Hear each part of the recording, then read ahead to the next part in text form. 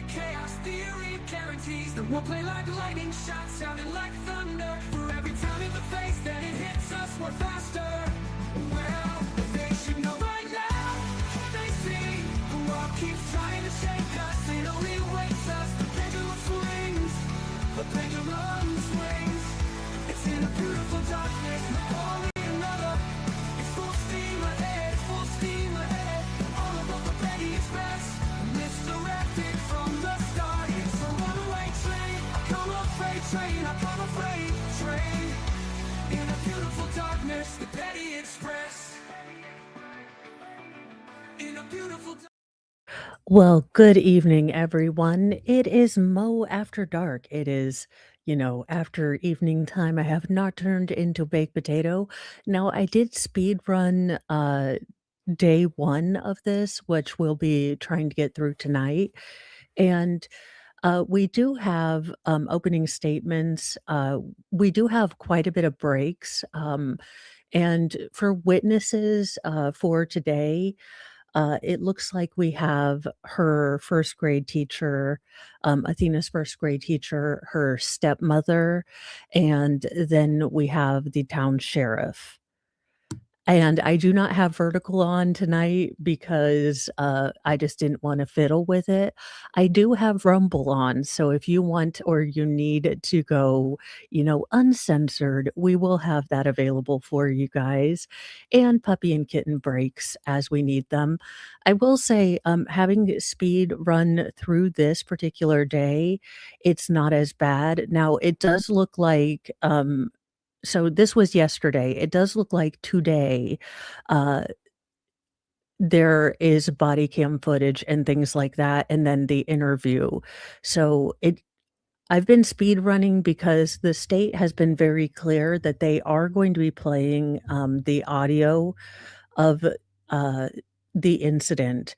It seems as though, the perpetrator in this, did cover the dash cam, but there is an hour approximately of audio that they will be playing for the jury.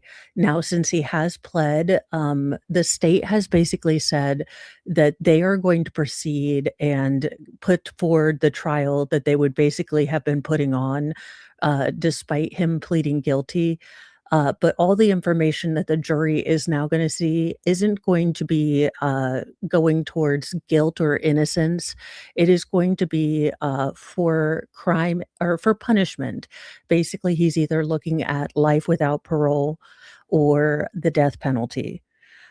So the audio isn't the greatest. I do have closed captions on. There are a lot of breaks in this. Um, as you can understand, both the first grade teacher and the mother needed several breaks to get through their testimony, as you could probably imagine. That being said, it isn't terribly awful, and I think, like me, uh, you'll appreciate this prosecutor. This prosecutor, seems reluctantly, bringing all the information that they have to bring to the jury. But there you guys are. Let's get into this. I do have closed caption on because, like I said, the audio is a bit garbled even with the boost on, and it seems like Court TV kinda got them right in the middle of something. Now, I do believe at this particular point, the court was aware that he had decided to plead guilty, so they were just kind of going over, some of this gentleman's past crimes and whether they would be cumulative and overly prejudicial. Okay. Ms. Anderson.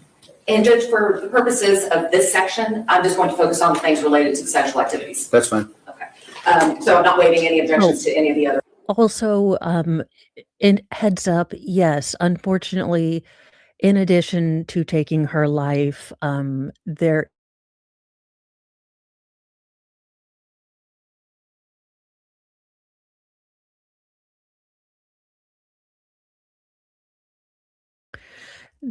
and here we go again. It didn't do it all day, and now it's doing it. But there is evidence, that there was DNA found where no DNA should be found of a male. So, unfortunately, it is going to be one of these cases, but I will be trying to speed run the day of so I can kind of give you guys a heads up of what we're going to be watching. But let's get into this. Absolutely. Okay. Number 38. 8.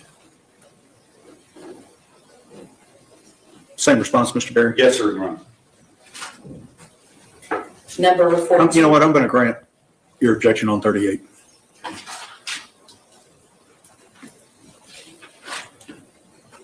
Number 42.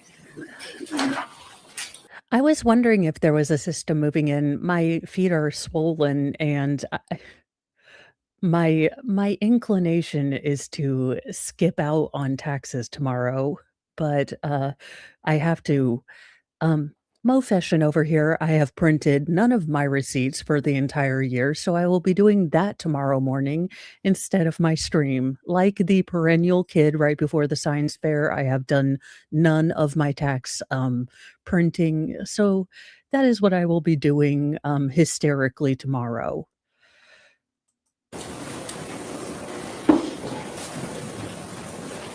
Okay. Same response, Mr. Berry? Yes, sir, Your Honor, and I would point out that the girl that is displayed in number 42 does not look unlike our victim in this case. And Your Honor, I'd like to point out that the person represented in number 42 is an adult. I understand. And just because she's blonde, it doesn't mean that she resembles the deceased. Okay. Next point. Number 43.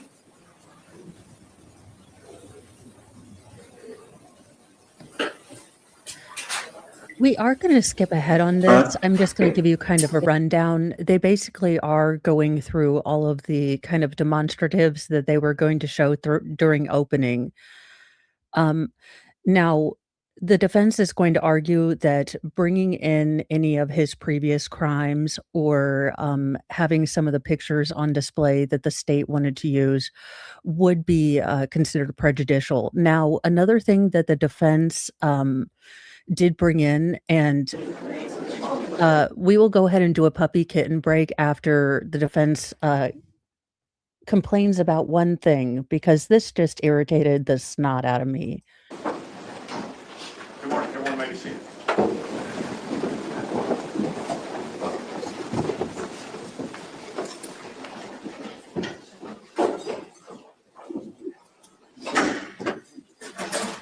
Now, I'm not saying that I want did Mr. Bonesteel decide to go work in Texas?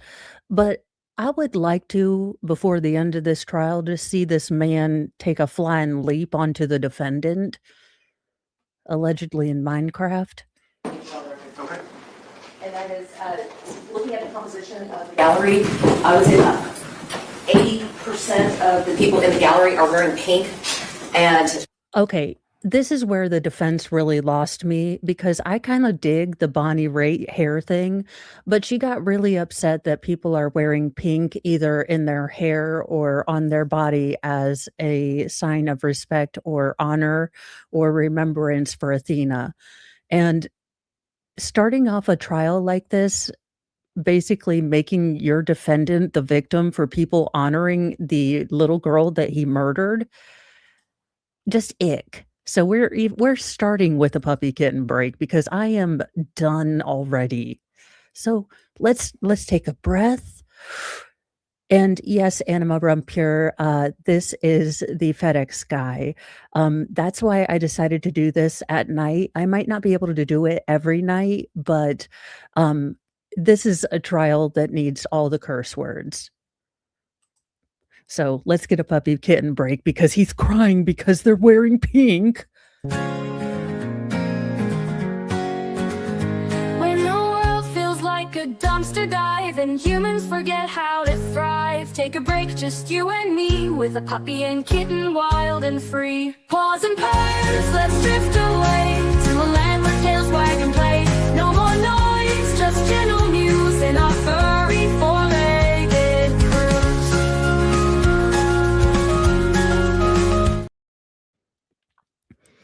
Now, I will say that I was impressed by the opening statement of the state prosecutor. I believe that we are dealing with a hopper or an opera like figure.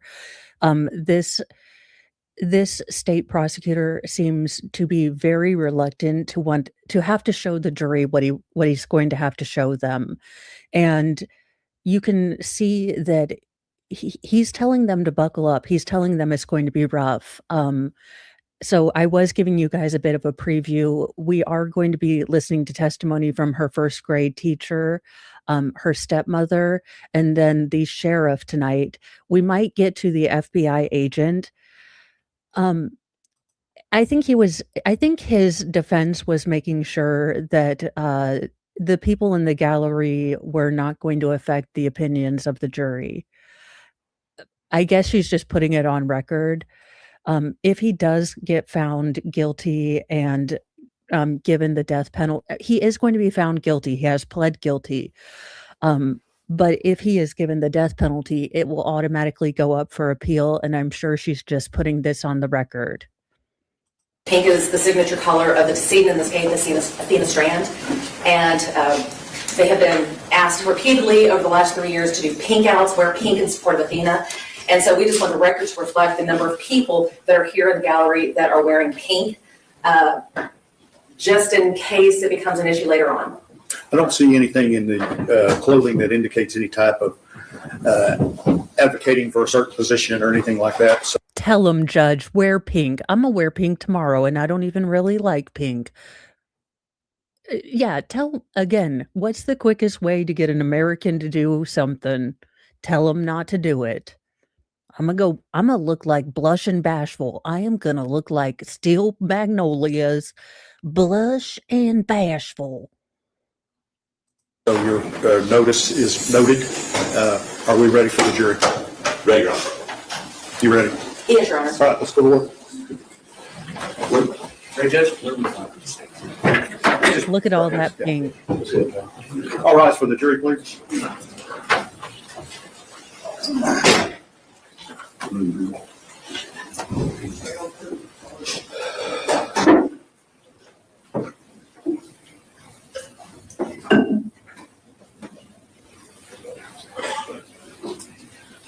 I love that woman's pink undertint.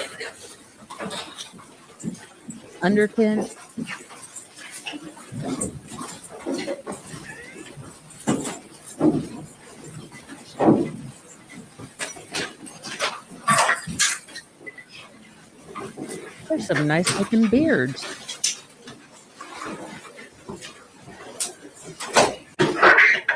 I need all of you to raise your right hand for me, please. Do you and each of you solemnly swear or affirm that in the case of the state of Texas versus Tanner Lane Corner, you will a true verdict render according to the law and the evidence to help you God? I do. All right, everyone maybe lower your hand. Can we take a moment to comment on the full and luxurious head of hair? I mean, that is some Young and the Restless hair. Judge Goodhair, Godspeed. Mr. Horner, if you would stand, please. Mr. Berry, you may arraign the defendant. Thank you. May it please the court? Yes, sir. In the name and by authority of the state of Texas, the grand jury for the county of Wise, state of Texas, duly selected, impaneled, sworn, charged, and for the term AD 2023 of the 271st Judicial District Court for said county. Upon their oaths, present in and to said court at said term that Tanner Lane Corner, hereinafter styled defendant on or about the 30th day of November 2022, and before the presentment of this indictment in the county and state aforesaid, did then and there intentionally cause the death of an individual, Athena Strand, by strangling and or smothering and or asphyxiating Athena Strand with the defendant's hand, the defendant's foot, and or the defendant's body. And the defendant was in the course of committing or attempting to commit kidnapping of Athena Strand, and signed against the peace and dignity of the state by the foreperson of the grand jury. Mr. Horner, to the charge of capital murder, you may plead guilty or not guilty. What is your plea? Guilty, Your Honor. Thank you. I will accept your plea. Sit down, you You peanut. may be seated. Thank you. Ladies and gentlemen, when a defendant pleads guilty to an offense, I have done admonishments to him outside of your presence and am satisfied that this guilty plea is given freely and voluntarily. So as we get into the trial, I will give you an instruction at the appropriate time for you to find him guilty, okay? There will no longer be a first phase of the trial where you will be determining whether or not guilt has been proved beyond a reasonable doubt. I will give you an instruction to find him guilty. So now your sole duty will be to listen to all of the evidence that is going to be presented to you, because you will be using that evidence to determine the proper punishment. Oh, and looking forward to tomorrow. Guess who has DID too? Yes, guess who has a multiple personality? Move over, Letitia. Mr. Clean has a new DID contestant. Yes, he too has a dark assassin personality that we are going to see tomorrow as he does an interview with the police and claims that his dark side Cletus or whatever did it. There is a trial because this is a capital offense, so the jury is now deciding between life without parole or the death penalty, and this is taking place in Texas, so I'm leaning toward, if you're betting money, old Sparky winning, but, you know, there are legitimate arguments both for and against, the death penalty, and I know, Steve Gosney has some really reasoned arguments about it, but in cases such as these, I find that I I'm like, "Oh, he pled guilty, and off to the range we can go."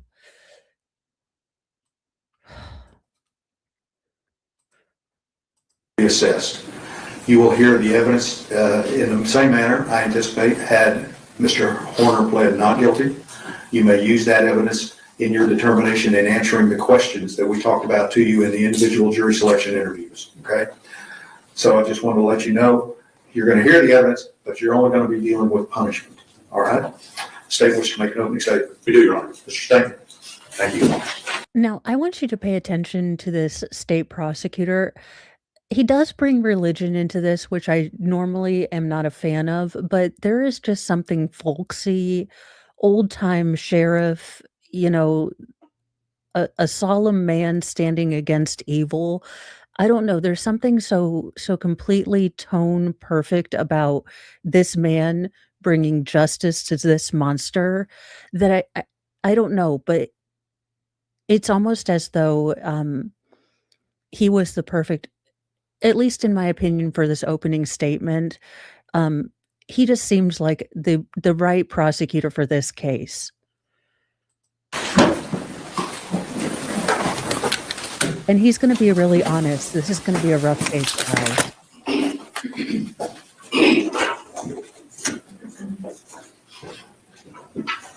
You sure that Your Honor, I'm going to object showing fuck evidence you. in opening statements. We're gonna show this little girl's picture. How dare, again, we're gonna object. It's prejudicial to show the victim's picture. Did you go to the same law school as Gerhard Koenig's defense? Well, I mean, sorry. Again, y'all, I told you this was after dark. I haven't even opened my adult beverage yet. So, like I said, this is after dark. The F word, it is not flippin' flapjack mornings with Mo. That's overruled. We'll change it. Get used to the judge telling the defense to suck it. We're overruled. This morning. Welcome. Thank you all for being here. Sorry to keep you waiting. This is what this case is about, right here. When I looked at this case, most lawyers, when they have these types of cases, they have kind of a theme of the case, something that sits with them, something that touches them here. And in this case, I looked at Paul in 2 Corinthians.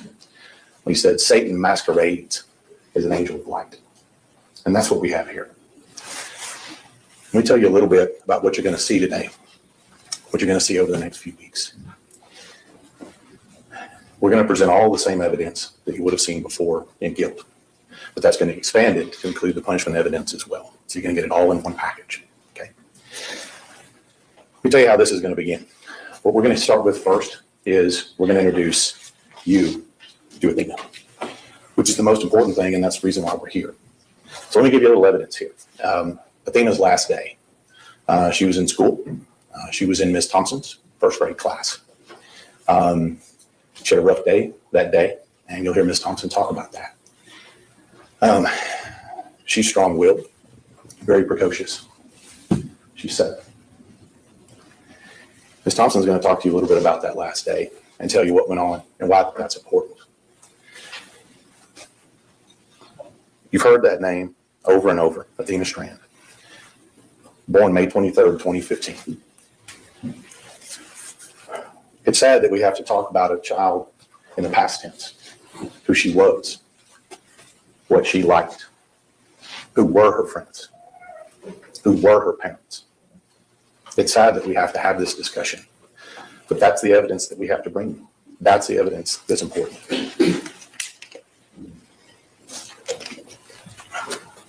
Now, in this particular case, I'll tell you a little bit about this picture.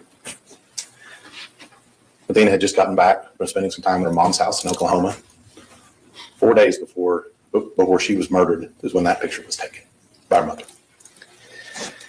Now, November 30th, 2022 is a Wednesday. Kids had just gotten back from Thanksgiving break. And if y'all have ever been in school, you know that that's a bit of a chaotic time for a teacher. They just got back, and what are they looking forward to? Christmas, right? And who's arriving for Christmas? What I like to call the modern day Santa Claus. Amazon, right? FedEx, UPS, all of the people that we look forward to. And even us as adults, I know for me personally, I look forward to motorcycle parts. And I know my wife looks forward to things like essential oils and devotional books. I know those things. And like I said, that's why I refer to it as the modern day Santa Claus. And I was going to try to do this without my glasses, but it is not working. So here's the way this is going to happen. When Tanner Horner rolled up that day, he rolled up alone. He rolled up bringing what we thought would be joy and happiness and a package. And you're going to see the package, and you're going to see what he was bringing. Why wouldn't Athena be happy to see the FedEx guy, right? He's got a Walmart box. Well, that's not what he brought that day. What you're going to see is that he brought violence, fear, and death. That's what he brought with him. He did not bring with him the joy and happiness that the delivery drivers normally bring. So first off, I want to apologize to y'all for what we're going to have to bring you. The evidence in this case is rough. It is not what I want to show anyone, but it's what's required. It's what's required to show you what he did. And I want to apologize to you now. And I think this is very important because you can tell when a state prosecutor is going to rip your soul out so that they can get that guilty verdict. And this man, the way he was presenting today, and again, I know I've just watched today and a little bit of, or yesterday and then today, but he is handling this with such care. This is not a prosecutor that appears to be trying to get reelected on this. This seems like the kind of prosecutor we need for a case like this, and I hope he lives up to, what I'm observing now.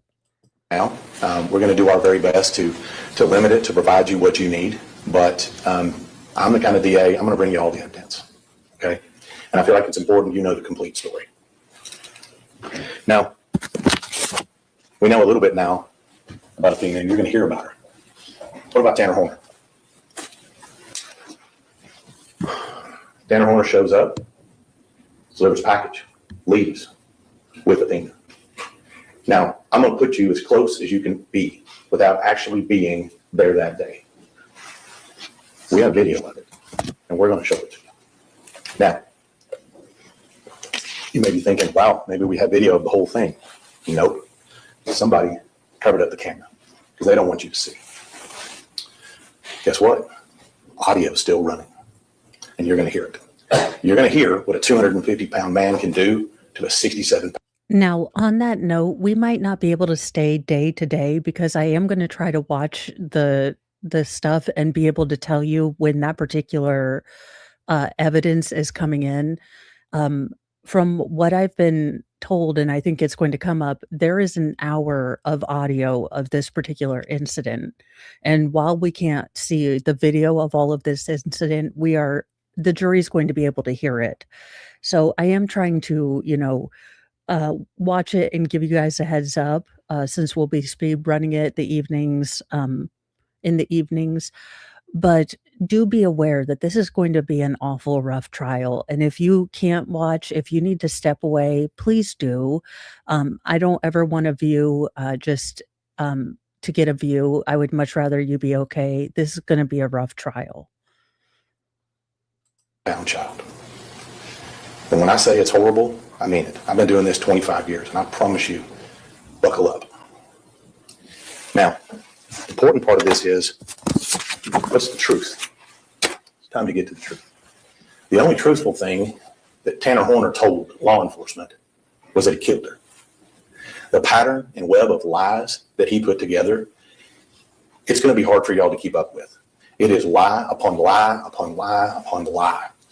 We have lies about what we did the day before. We have lies about what we did the day up. We have lies about where her body was. We have lies about whether or not she was clothed or not. We have lies and lies and lies. It is hard to keep up with.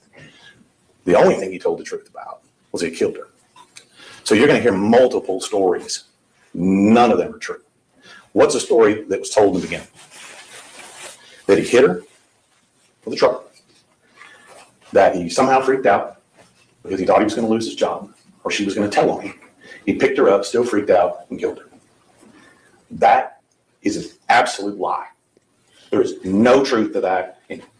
Thanks, Tammy. Well, I wanted to get something comfy on because I knew I've listened to this testimony and it's heartbreaking. It's not terrible today, but I wanted to be comfy.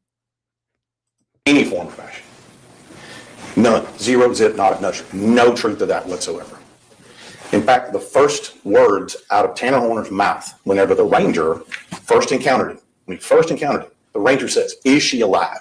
And he says, "She wasn't alive when I put her in the Yes, truck." and Rumble is open. I'll tell you right now. If you need to. You're going to see from right up front here. She was very much alive and very much uninjured when he put her in the truck. Let me tell you something stuck with me here, what you're going to hear when we get to that video. First thing Tanner Horner says to Athena when he picks her up and puts her in that truck, he leans down and he says, "Don't scream or I'll hurt you." Says that twice. You're going to hear it. We're going to put it on screen for you. That's the first thing out of his mouth. He made good on it. Now, where do we go from there? Now, you're going to be able to hear it all on audio. But I'm going to tell you right now, the one thing you're going to hear that is something that you can't unhear is the level of fight that a 7-year-old girl has when she's facing down certain death. We talk about warriors in America. I'll tell you, that little girl right there is a warrior. She fought with the strength of 100 men. And that's why I couldn't say no to this trial, y'all. I talked myself in and out of it. I was like, another kid trial. And then I heard the state prosecutor say that, and I was like, nope, we're honoring this little girl. We're honoring that. 3 days later, we catch up. 3 days later, it took us. What's Tanner Horner during all this time? Good question, right? What's he doing? He's delivering packages just like normal. Made it to work right on time. Made sure that he got the same FedEx truck so we could have his mobile crime scene with him the entire day. This is planning. This is preparation. He knew what was going on. He drove through the scene that day. He drove right through the scene that day. You're going to have video from this truck driving right through that scene, right where he kidnapped her, right where he took her away, and talking to people. What happened? What went on? What happened? In the same truck he killed her in. This is the level of cold-heartedness that you're going to see. Now, we finally locate her. And how do we locate her? Hundreds and hundreds of law enforcement personnel.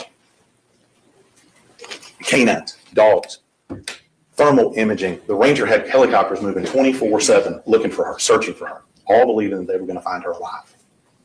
Where did we find her? We found her at a place called Bobo Crossing. Now, I grew up in Wise County, and I lived not too far away from where her body was dumped. And I have no idea why they call it Bobo Crossing.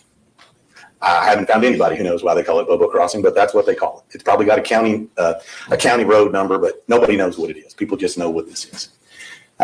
It's a little bit south of Boyd, off of Highway 730. We'll show you some maps. But that's where we found her. We found her where he pitched her off naked in the water. That's where we found her. How did we get to that point? Well, it wasn't without a lot of hard work by the FBI, Texas Rangers, Wise County Sheriff, deputies. We finally located her. But how did we get to locate her? Well, Tanner Horner made it as difficult as possible to locate her. Again, with more lies upon lies upon lies. Where's her body? Where's her body? It's over here. It's over here. So on and so forth. It's just too much to keep up with, to be honest with you. So many lies. But we find her body. And throughout this whole time when we're looking for the body, when we ask people what happened, sometimes they take responsibility. Not this guy. Every part of that, even before we found her body, is woe is me. Worried about what's going to happen to me. Worried about why I'm not going to see my kid again. Worried about me. Selfish. We haven't even found her body yet, and he's worried about that. But he's so concerned about diverting. Normally I don't like, kind of petty, but this is exactly the kind of petty, the kind of disrespect I want to see from a state prosecutor. Binger, all the other Brennan, seriously. For monsters like this, you can bring a little snark in. For, innocent people, save it. Law enforcement from what's going on. So concerned from diverting law enforcement from deciphering just simply where her body is. He conjures a whole other persona out of thin air. And all the ranger had to do is look over at him and say, hey, I want to talk to the other guy. Okay, we'll talk to the other guy and we'll tell you what happened. But that other guy, Dumbass, just like Letitia, he did not research Kenneth Bianchi. You cannot, if you actually, believe DID is a true diagnosis, and most, therapists do, most psychiatrists do, it is not something that you can actively switch from alter to alter. We just had this talk about Letitia Stelk. If only he had done some cursory research. Thank God criminals are stupid. lies as much as it was before. And that's the problem with all of this. We finally find her body, and here's what you're going to see once we find her body. Now, this is where we start getting into punishment. Obviously, the judge has already talked to you about, at some point, he's going to instruct you to find him guilty in that particular case. We're going to talk to you a little bit about punishment. Now, I had planned on talking about change of events. Got to switch gears. What does punishment look like? Well, we have DNA. Not only do we have initial DNA from Athena that has Tanner Horner's DNA under her fingernails, we also have DNA, Tanner Horner DNA, in places where you shouldn't find DNA on a 7-year-old girl. Gen Pop, I haven't asked you for much, but I believe you have homework in Minecraft.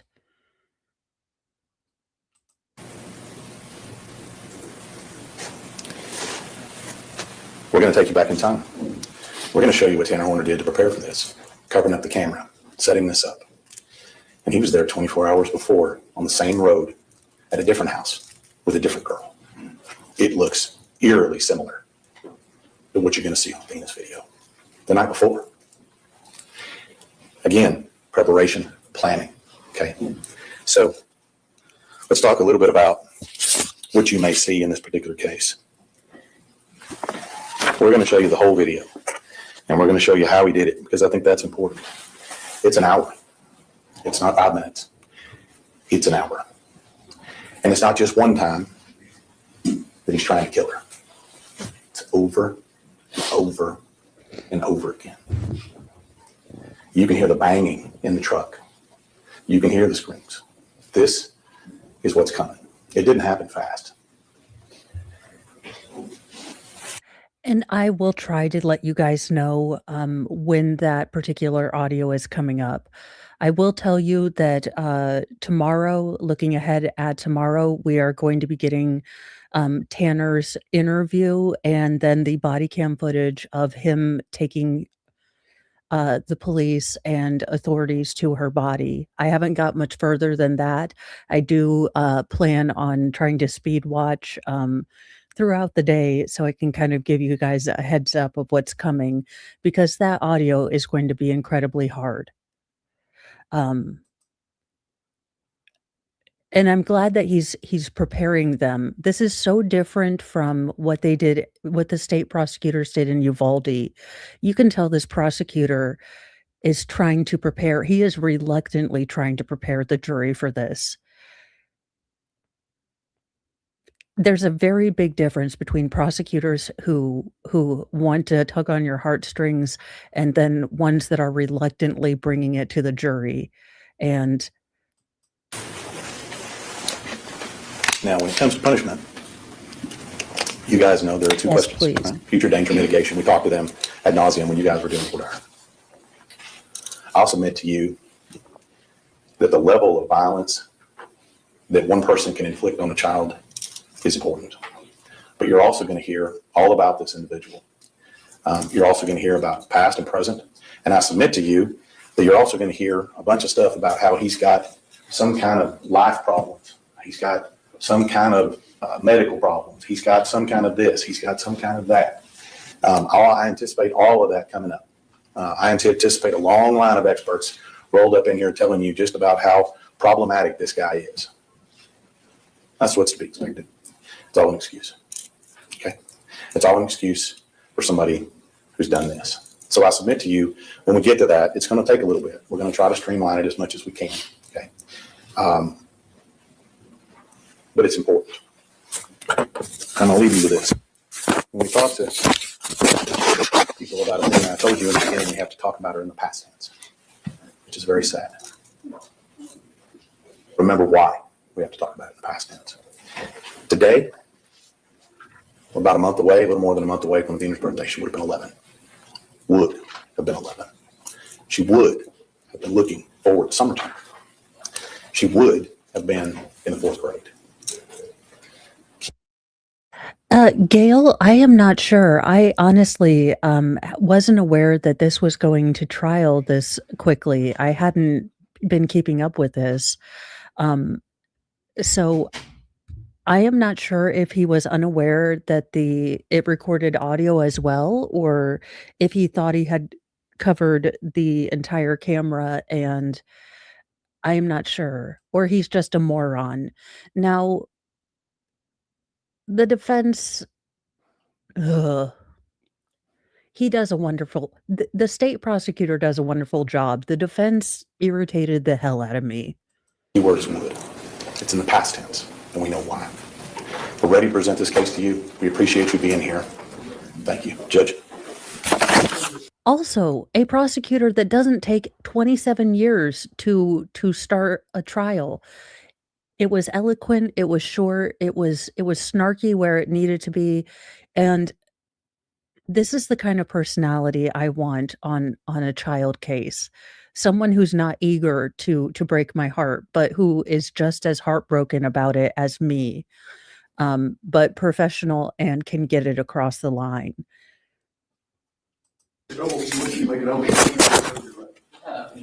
I'm sorry? We wish to make it opening. Okay, Mr. Jones. Thank you, Court. Yes, sir.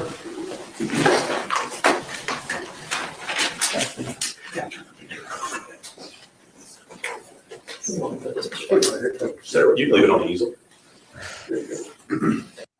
He really had to take down our picture. Again, he could have just left it up there. Taking down the picture doesn't mean we have object permanence, but again, I just think it's a classless move. No one's forgotten why we're here, sir.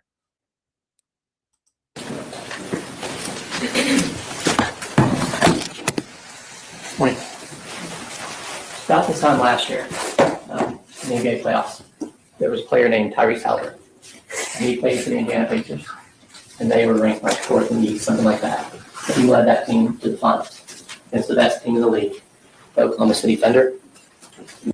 Excuse me, sir. I don't mean to barge in on your opening or anything, but what in the actual fuck are you talking about? I'm pretty sure that this is a murder case and I live in Indiana and I don't give a flying fuck about the Pacers right now. So why don't you, I don't know, shut the hell up. He is he's very soft spoken. That's why I had to put on the closed captions. Got him all the way to game 7. But you think someone's physically injured, you can see it. You can see him limp. Maybe had a cap injury. Gets to that game 7, Oh, I'm sorry. starts out hot, hits 3 3-pointers, they're winning. He's in the game, they're winning. He's out of the game, they're losing. And then his Achilles snaps. Now, if you've seen that before, but that's a very visible injury. You can see that tendon go up under the skin. You can see him hit the ground, pound on it, pain and frustration, and you know he's done. Not playing anymore. When someone has a physical injury, we kind of understand. You're not going to run as fast if you're connected to you. You're not going to jump as high. We knew he was playing hard.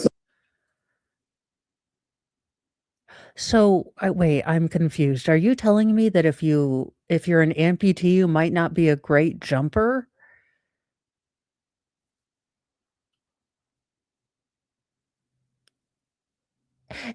Have lawyers taken a get to the point class?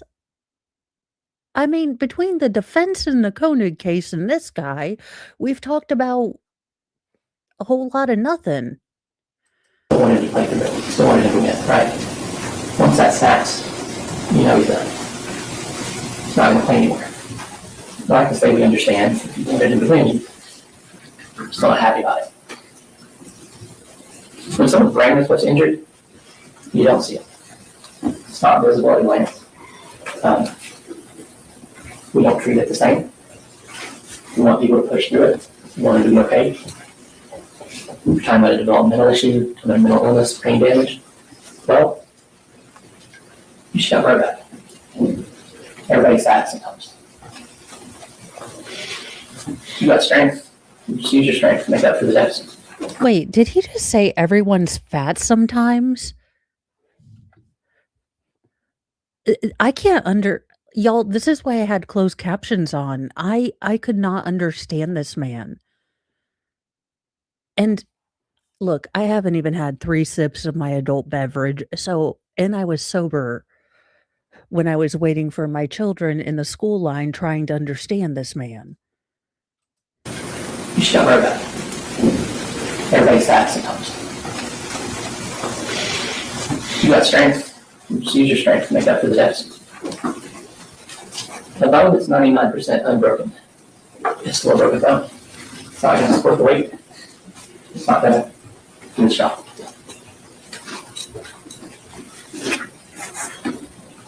There are experts that can tell you, measure, testing, research, what's wrong with the brain, why it's not functioning the way you expect it to. They can show you causal links between what's wrong with the brain and how someone behaves, why they don't fit in, why they don't function the way someone who doesn't have those deficits functions.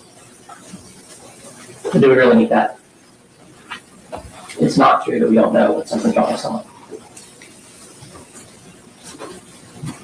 Your client murdered a 7-year-old. Yeah, I think we can baseline figure something's wrong, screw loose at baseline, but he still has control. And you want to know what causes stigma to mental illness? Maybe every degenerate, asshole, monster, mother effer who decides to say, oh, I have Asperger's, or oh, I have autism, or oh, I have depression, instead of, oh, I'm just a monster and I couldn't control myself and I did a crime. Maybe that's what brings stigma onto mental illness, because you know what? I've known plenty of people with autism, and this is the first one that I've seen, unalive a child in a FedEx truck. And you're telling me he was so deficient that they allowed, that some company allowed him to drive on commercial highways? Make it make sense, Cletus.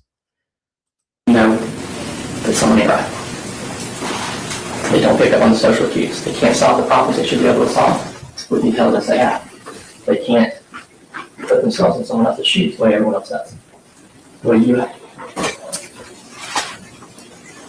Tanner's injury Actually, it came before he was born. His mother, God bless her, Melissa Horner, was working as a stripper when she was pregnant. And one of the ways she was able to get on stage and do her job was to drink alcohol. If you're Fetal alcohol syndrome? Again, you know what? There are plenty of people in this world who have a rough start. There are plenty of people who have monster parents, and you know what? They don't turn out to be monsters because they have self-control, and they decide to break the cycle. So how about we try again?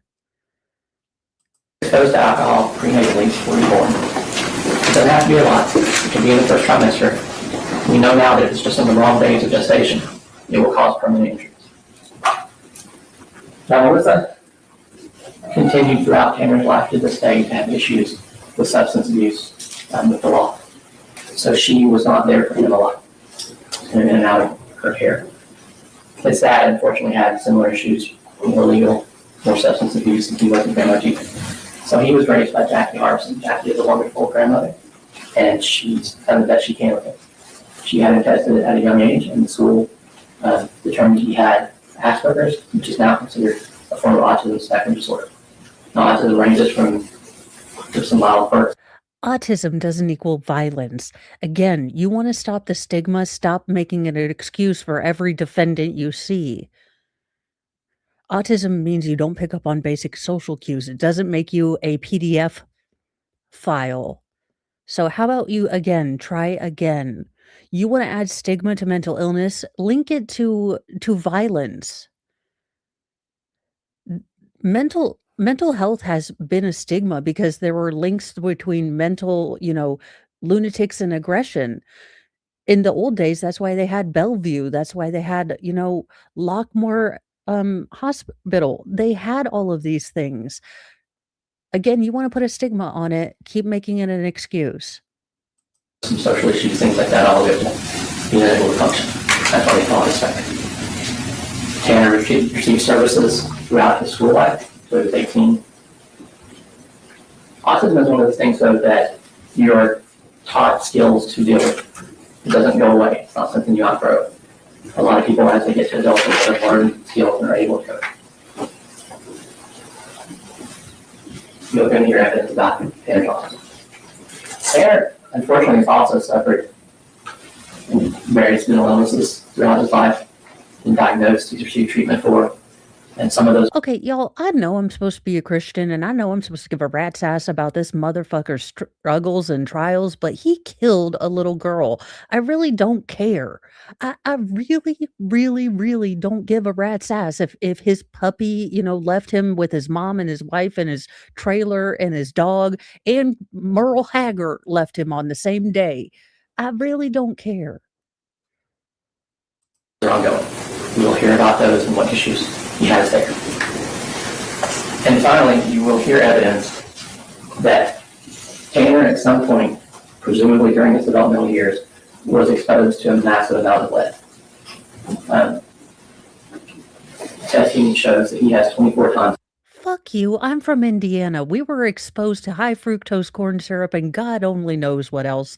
And 90% of the people I went to school with are still somewhat normal, if not on probation. But still, like 98% of us don't have parole officers. I'm gonna need you to try again, Cletus.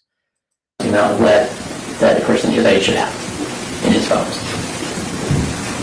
You don't have to be a scientist or a doctor to know that lead has terrible effects on the brain and on the body.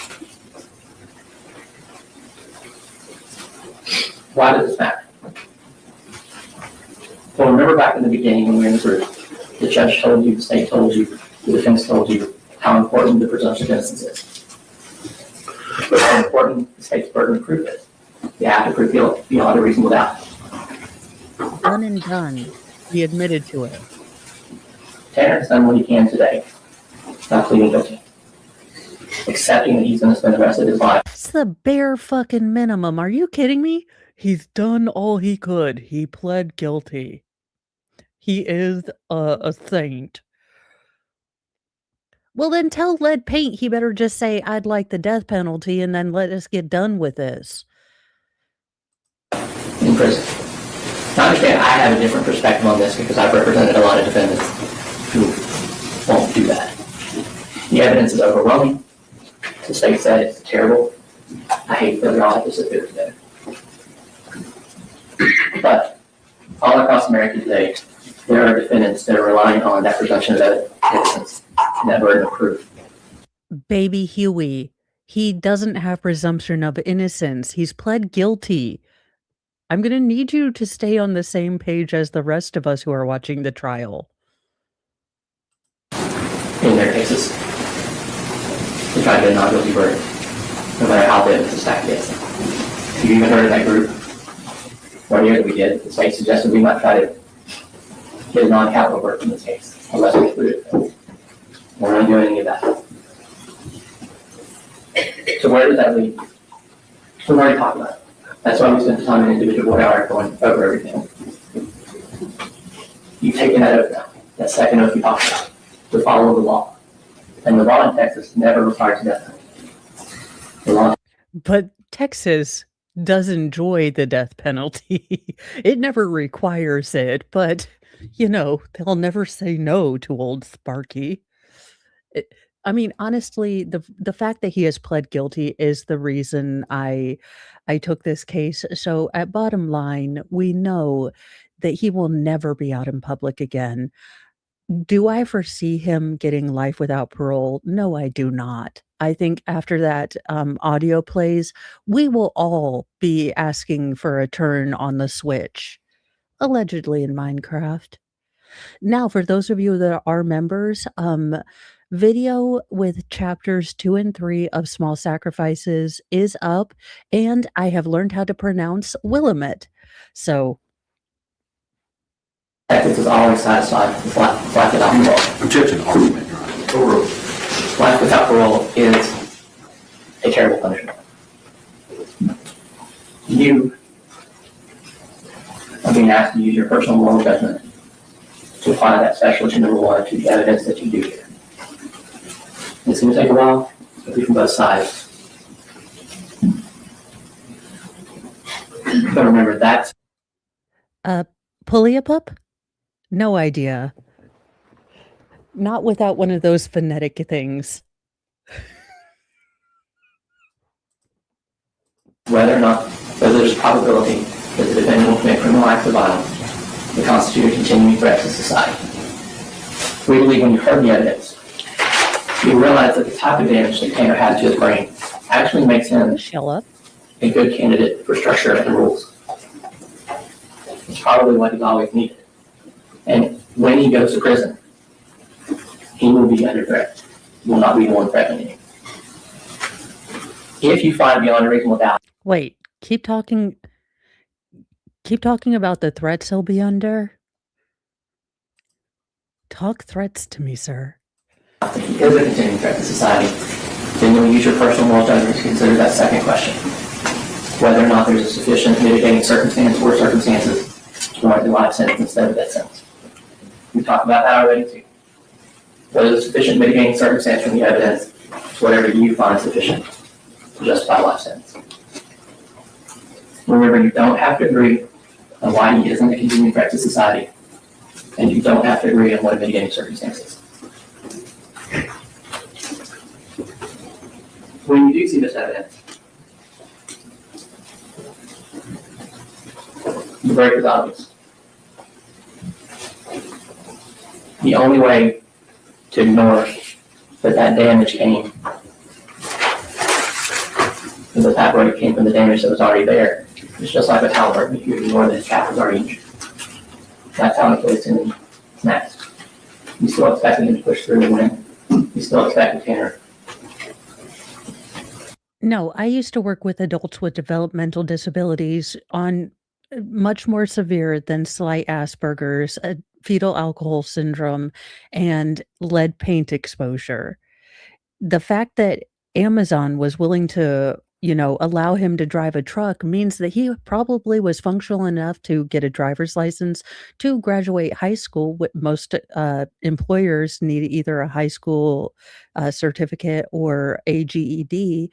So how dysfunctional was he? He seemed to be able to function in society enough to get a job, maintain gainful employment, enough to use that employment to facilitate the kidnapping. So I'm sorry, he doesn't seem so damaged that he is unaware that kidnapping and unaliving a child is wrong. Sure, and be a father and be a productive citizen and be all the things that we want him to be. But he just didn't do it. So what I'm asking you to do is to not close your eyes to what you see about who Tanner is and how that applies to those two specialists. Not close your ears and not listen, not pretend that damage to the brain isn't real. Speak up, fulfill your oath, sentence them to life without parole.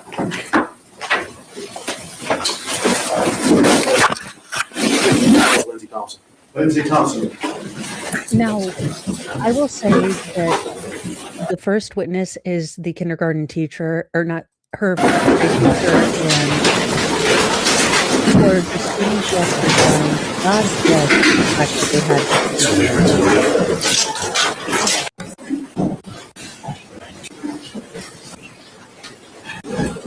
God bless Good morning. Good morning. Have a seat. You raise your right hand for me. Solemnly swear or affirm testimony in this cause to be the truth, whole truth, and nothing but the truth, so help you God. Yes. Okay. There's a rule of evidence in effect that says you cannot be in court unless you testify. And once you have testified, do not discuss your testimony with anybody else except the lawyers, okay? Mr. Staten? Thank you, Your Honor. Ms. Thompson, would you introduce yourself to the jury and spell your first and last name? Yes, my name is Lindsey Thompson, Lindsey, Thompson, Thompson. Ms. Thompson, I noticed you're wearing a green jacket there that has an emblem on it. What's that for? I am a first grade teacher at Paradise Elementary in Paradise ISD. Can you tell us a little bit about where Paradise is located? Paradise is about 40 miles northwest of Fort Worth, a very small town, population under 1,000, very small schools, one stoplight, your typical small town. And tell me about Paradise ISD. How many kids do they have? What's that school? UIL classifies us as a 3A district. We have about 100 students per grade level, give or take a little bit. And you said you're a first grade teacher? Yes, I am. How long have you been a first grade teacher? I have been at Paradise ISD this is my 7th year, and prior to that, I was in another district for 5 years teaching first grade. So you're kind of a permanent first grade teacher. Yes, I do love first grade. So in your class, in Ms. Thompson's class, on average, about how many kids do you have in your class? Between 18 and 20. Now, let's take you back a little bit, if you will, back to it's been a few years, so the 2022 school year, okay? Were you teaching first grade then? Yes, I was. And did you have the same 18 to 20 kids? Yes, I did. Now, during that school year, did you have a chance to have a student in your class by the name of Athena Strand? I did. And tell me, when did she come to your class? The first time I met Athena was at Meet the Teacher night. Her stepmom brought her in, and I vividly remember her coming in. She had all of her supplies. She was so excited about being at school. I could just still remember her just standing there, just excited to be there. And that was the first time that I met Athena. And tell us a little bit about what kind of student was she?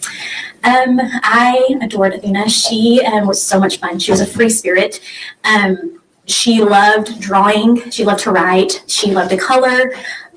She was just your typical, 7-year-old little girl that just loved life. She would come in with, stickers on her hands. She loved to dress up. Like, she truly was a free spirit. Like, there's no other word to describe her. Like, she definitely was a true gem. I'm going to bet when you say free spirit, is that kind of a nice way of saying that she might have been a little more enthusiastic in your class than some other kids? Yes, she's one that would stand up for herself, and she would speak her mind when she wanted to. She loved to talk and socialize with her friends, but that's just who made her who she was. So let me ask you, how long, you said it was Meet the Teacher night. When does Meet the Teacher night normally happen? In August, like about the week before school starts. And then she was in your class through when? November 30th, 2022. Now, just so that we're clear, can you describe her physically for the jury? Yes, she was thin, petite. She had blonde hair that sometimes she'd wear up, but most of the time it was down, wavy. She had perfect colored skin, but she was always smiling. Judge Mann? Yes. One thing you will notice is that the judge and the prosecutor are very, very patient with these witnesses, and they're going to take a lot of breaks. So we are only going to get through about 3 or 4 witnesses today, but I am incredibly impressed with how kind and they're both paying very close attention to the witnesses. They know how hard this is going to be for them, and I really appreciate the care they're taking. Show you 2 pictures. Do you recognize those? Yes. And these are states 1 and 2. Who is that in those pictures? That is Athena Strand. Is that what she looked like the last time you saw her? Yes. So that's in states 1 and 2? Have you seen the tender to Oh, I'm defense? sorry. Yeah. Tender to defense. Y'all have your hillbilly Kleenex, your paper towel, your tissues ready. She is incredibly stoic until the end, and those are the ones that get me. I will leave, Your Honor, if we just. Sure. Okay, don't drive. I'm sorry.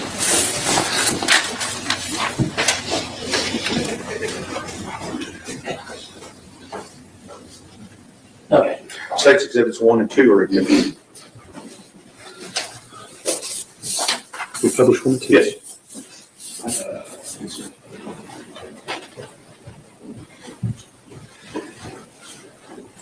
Can all the members of the jury see that? Oh, yes. No. Can all the members see? I love that she's such a kindergarten teacher that she was getting ready to hold them and do the little thing. You know how teachers read? They're like, and this.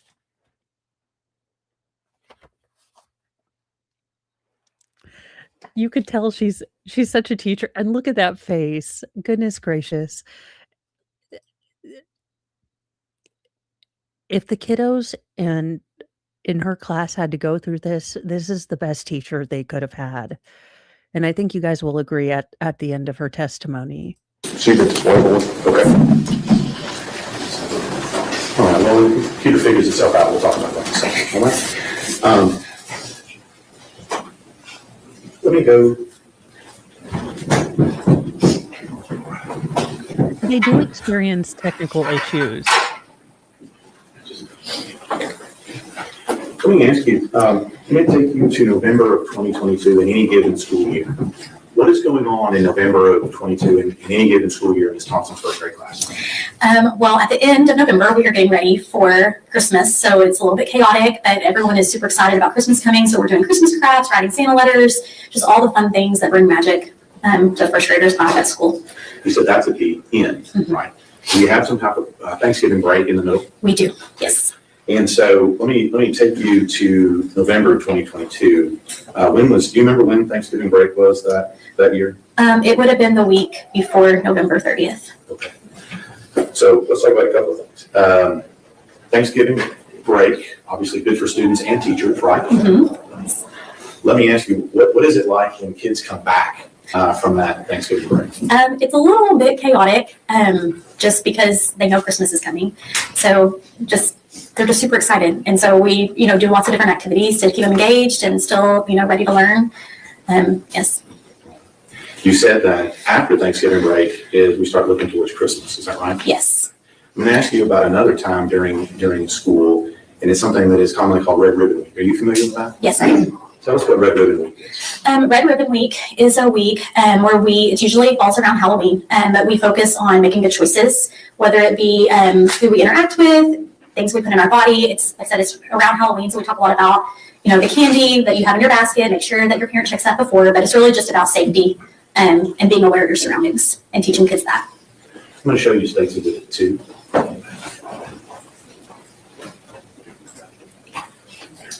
Tell me what you noticed about that picture. She is wearing her Hocus Pocus shirt, and she did love Halloween and love dressing up.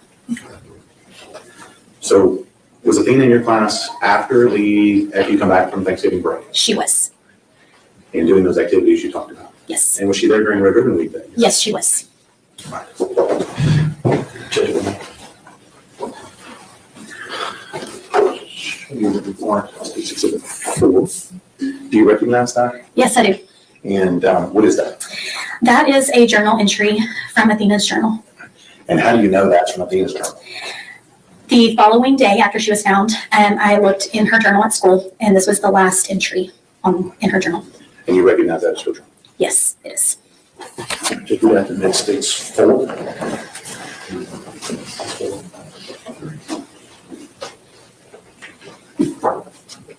And this one will check hearsay, relevance, or prejudicial, probative, and due process.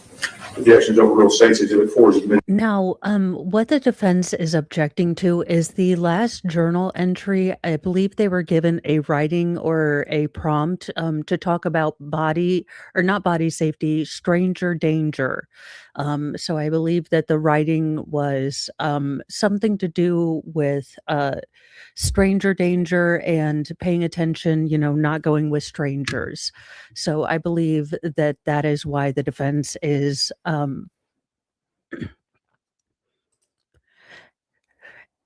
yeah, definitely. She's ums a lot, not experienced in public speaking, which can make her more genuine. Yeah. And this is going to get to more of the more emotional testimony.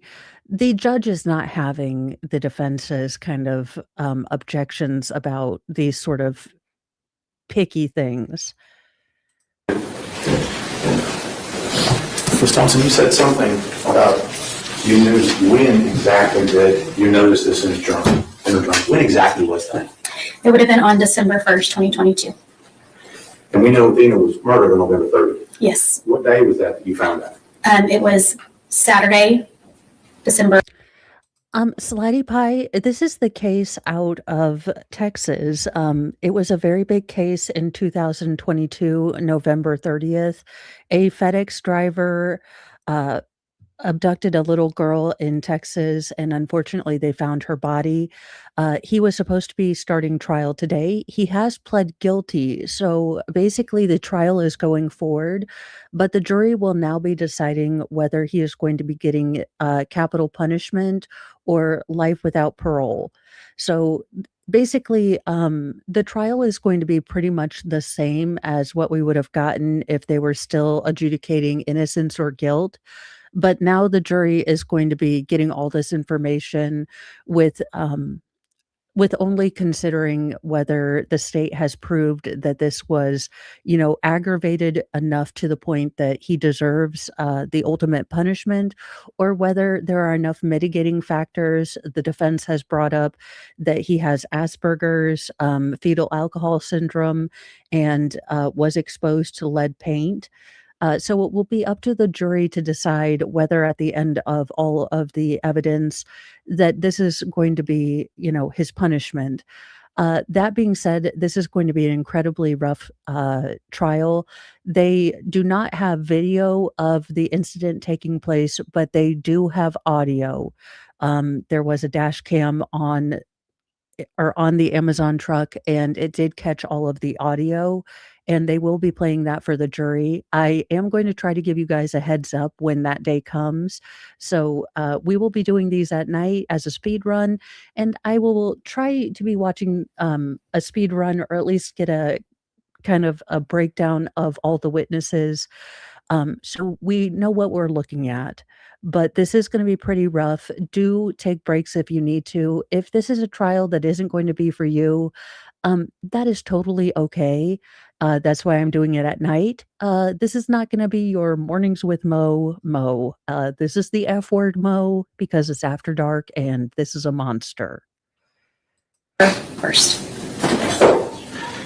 So at that point, we hadn't found her yet, have we? No, sorry. It was on Saturday, December 2nd. December 2nd. Yes, sorry. So have we found her body by that time? Yes, Okay, you're up at school and you're looking. yes. And in that particular journal, you said that, is that during Red Ribbon Week? Yes, that was something we wrote during Red Ribbon Week. And I'm not gonna have you read it exactly, but what is Athena learning in that journal entry that day? She is learning to stay away from strangers. Stranger danger. Yes.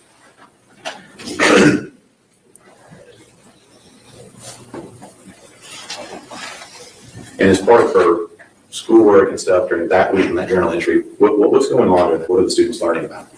They are learning about just staying safe, whether it be with interaction with other people or things that they're putting into their bodies. Just learning how to be safe as a child. And part of that would be staying away from strangers. Yes. Or people that children know are strangers. Yes.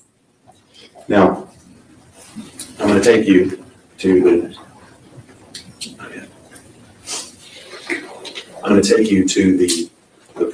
the end of November, Monday, November 28th. Mhm. Were you in school that day? Yes. Was Athena in school that day? Yes, she was. I think you talked a minute ago how you guys were doing Christmas stuff. Yes. How far away from Christmas break at that time? About 3 weeks. Just can you publish dates for? Sure.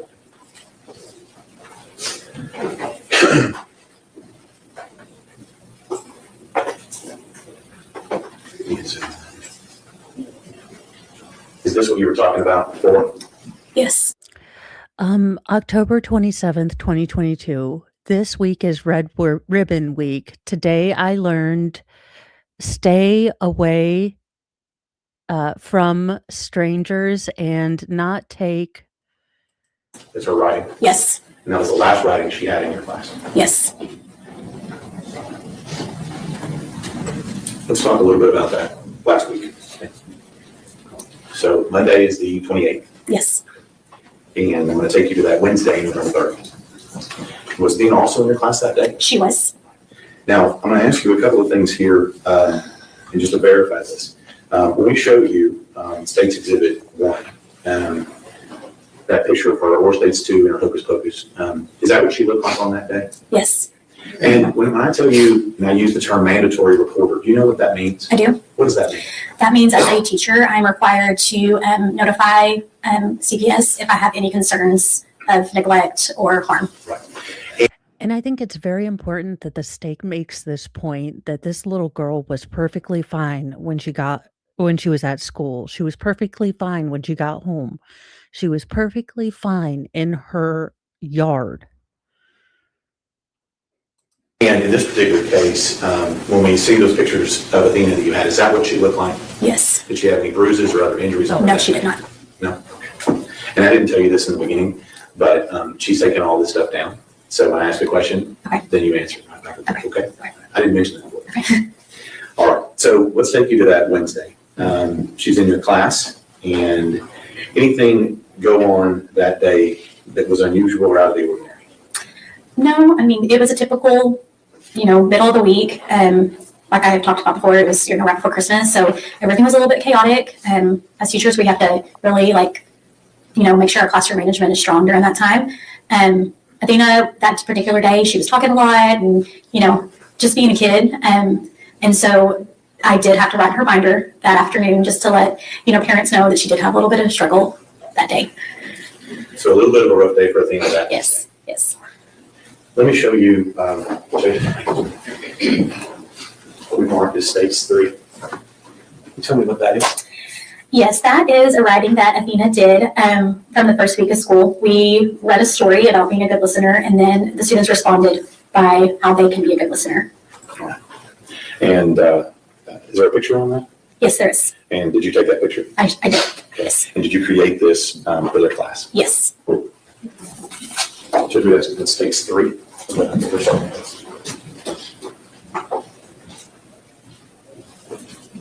I don't understand objections, hearsay, relevance, or additional probative and due process. Defense, shut the hell up. No objection, your overall State's authority is admitted. Ms. Thompson, when did you say that picture was taken? That picture was taken on the first day of school. And we know, when was her last day of school? November 30th, 2022. And you said she had a bit of a rough day, a little bit too much talking. Yes, Did you have to be a teacher? I did. And when you say you write in somebody's binder for a first grader, is that a pretty big deal? Yes, I mean, for the most part, yes, but just to let parents know kind of like what happened at school and, just kind of give them an idea of what's happening in the classroom. When Athena left school that day, what time did school normally let out? 3:25. And let me just ask you this. What did you say to Athena when she left leaving school that day? I told her, I gave her a hug, and I told her, I love you, and we will have a better day tomorrow. Did you have it tomorrow? I did not.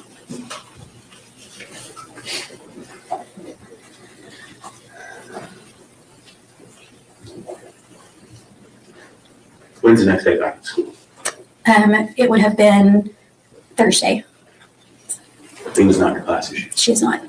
What about Friday? She's not in my class. And part of this is, I'm going to ask you, what was going on in your class? How did that affect your class for those 2 days with her? It was very hard. A lot of kids, some knew that something was not right, but everyone knew she was not there. I was still having to count her absent. A lot of kids, you could tell their anxiety, like they were worried. They knew something was wrong. Her desk was empty. But it was a very hard 2 days in the classroom. So now we roll to Saturday. You said that's when you found out, I found out Friday evening.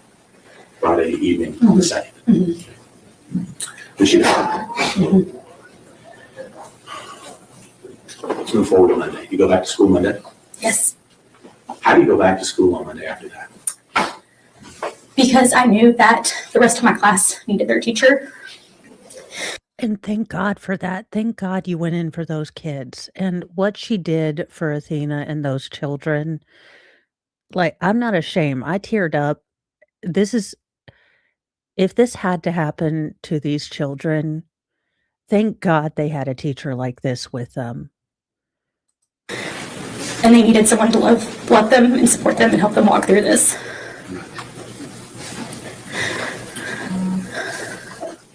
So what's happening in the school that day, that Monday? We have a crisis team, which includes local counselors within our district, people from local churches. They come in to talk and support kids. We read off a script of letting them know that their classmate is no longer there. We do activities to try to help them begin the grieving process. There's just a lot going on, like just trying to help kids cope and learn. Like, this is a big thing for them at 6 and 7 years old to have to walk through. And so there's just a lot of counseling, guidance, and support that is happening. And at this point, We need to take a break. How much longer do you anticipate with this? a little bit. Okay. All right, let's take a morning break. We'll come back at 20 minutes to 11, okay? 15 minutes, all right? See you then. And you are going to notice this throughout today, and I think we're going to see it continuing throughout the trial, but the judge and the prosecutor are very protective of these witnesses. We are going to have frequent breaks during this. And like I said, I think this is the right group of people to handle this case.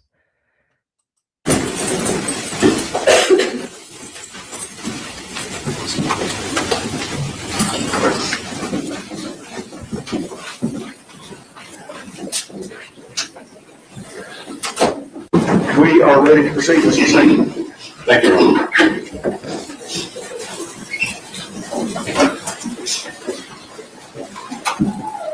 So we left off, we were talking a little bit about your classroom that Monday and what's going on, and you talked about we had counselors there, is that right? Yes, that's correct. Okay.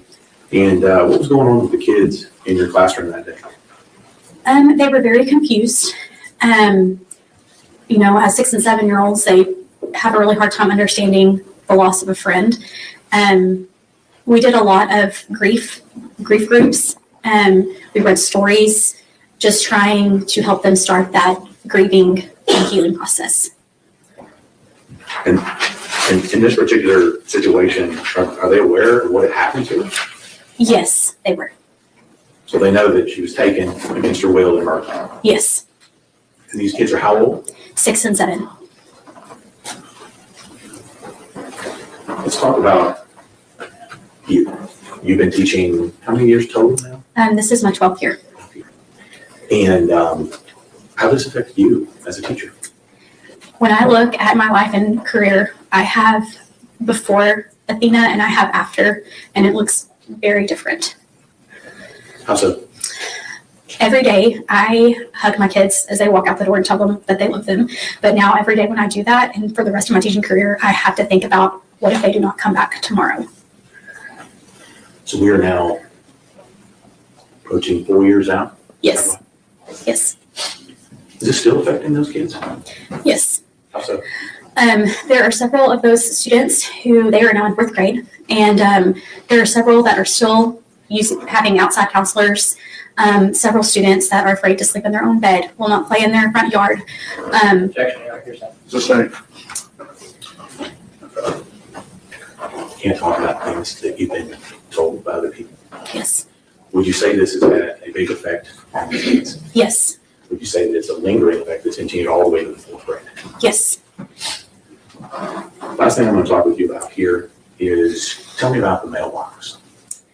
So when Athena passed, we wanted to do something for our students so they could learn how to grieve. And so we had a mailbox made that was placed outside of our classroom. And let me stop you right there. I'm going to ask you a couple of questions. Yes, This mailbox. Yes. Who made this mailbox? my husband and I did. And was it only in your classroom? Or It was between two first grade classrooms in the hallway. and when we say mailbox, I want to make sure I understand what we're talking about. Would this be a normal, like we would see mailbox? Yes, on a stand, yes. And was that your idea to have this mailbox? Yes. And what was the purpose of you putting this mailbox or bringing it to the children? What was the purpose? I wanted them to have the opportunity to write letters to Athena to help process. Objection, Your Honor, here's that. Shut the fuck up, defense. And this teacher, this beautiful teacher and her husband, what a beautiful way to present grief to children, to let them say goodbye. That's the hardest part about grief, is that closure that you don't feel like you get. So again, I said this before, but if these children had to go through this, thank God they had this teacher.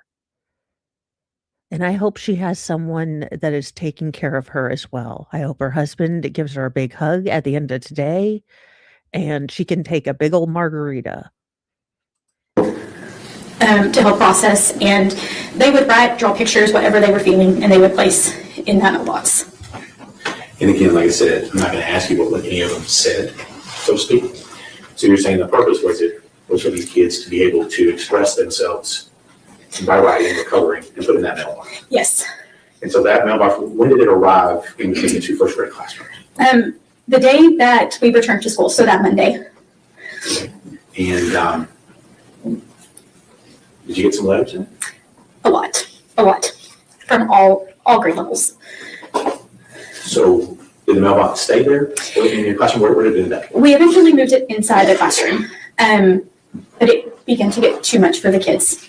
They would tell me when they saw that, it made them think of Athena and what happened to her. And so we had to remove it out of the classroom. And so how long did this mailbox, was it a fixture in the school? For the remainder of the year, we moved it up to the front office, and kids still continue to put things in there, but it was in a different location in the office. How many letters do you think you got in that mailbox? Oh, over 100. And just a little bit of in the school before it let out? Yes.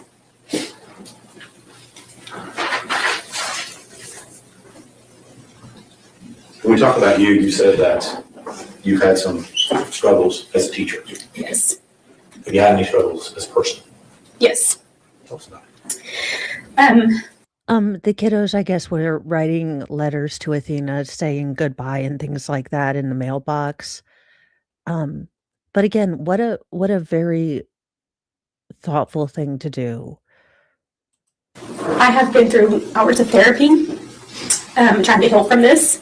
I have lost 2 other students back to back with this tragedy, but this has hit me the hardest. It has forever changed my life, forever changed how I teach my kids. One of the biggest moments of struggle for me was one day I had a little girl. She came out into the hall. This was about 3 months after everything, and she was crying. And she sat down and she said, "Miss Thompson, I really miss Athena, but I'm afraid that this is going to happen to me too." And at that moment, I did not know. Sick. It affected your kids. It did. It did. You. Yes. Thank you, Ms. Thompson. Pass the witness. Cross-examination. Yes, sir. Thank you for coming in today, Ms. Thompson. My name is Steve Goble. I'm with the attorney for Tanner Porter. I just have a couple of quick questions. On that state's exhibit number 4, the journal entry, Yes, The date on the top of that was October 27th, 2022. yes. And what date did you say that was turned in? I opened up her journal on December 2nd, and that was the day that I saw it, yes. So was that something they wrote in daily or weekly? It was weekly between like October and then December. We do a lot of writing outside of our journal, so that's why there was nothing in there after that. And I think you, either today or previously, had described Athena as being very friendly, Yes, very talkative. yes. Was there a story too that she maybe had befriended a new student?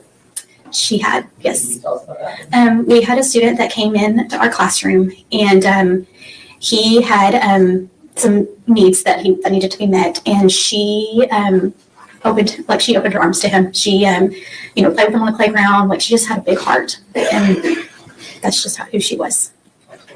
Thank you for testifying. Yes. Redirect. No, Your Honor. May this witness be finally excused? Yes, sir. Yes, Your Honor. I love that this judge is like, defense, what the hell? We're gonna go back because again, the judges is done with the defense already.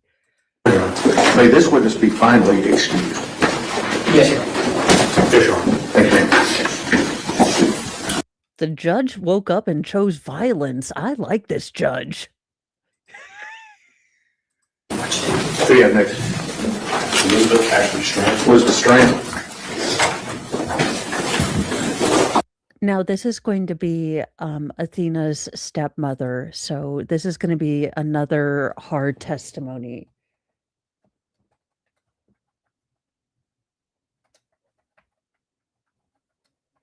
Now, I do believe that Athena was in the custody of her father and stepmother. She's going to get into it, but I believe that the mother had some health issues, so that's why Athena was living with her father and stepmother.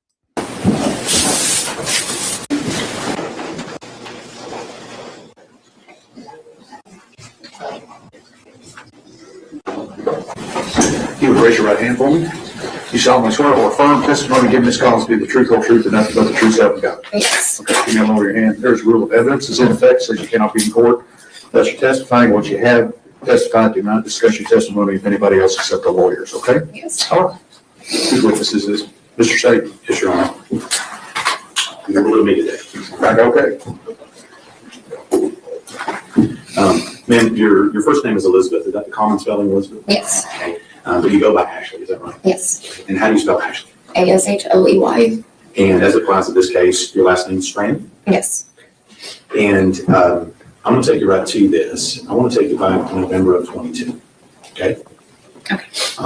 What was your address at that particular time in November of 2022? 268 County Road, You 35. need to speak up a little bit closer. Okay. It's 268 County Road, 3573 in Paradise. Okay.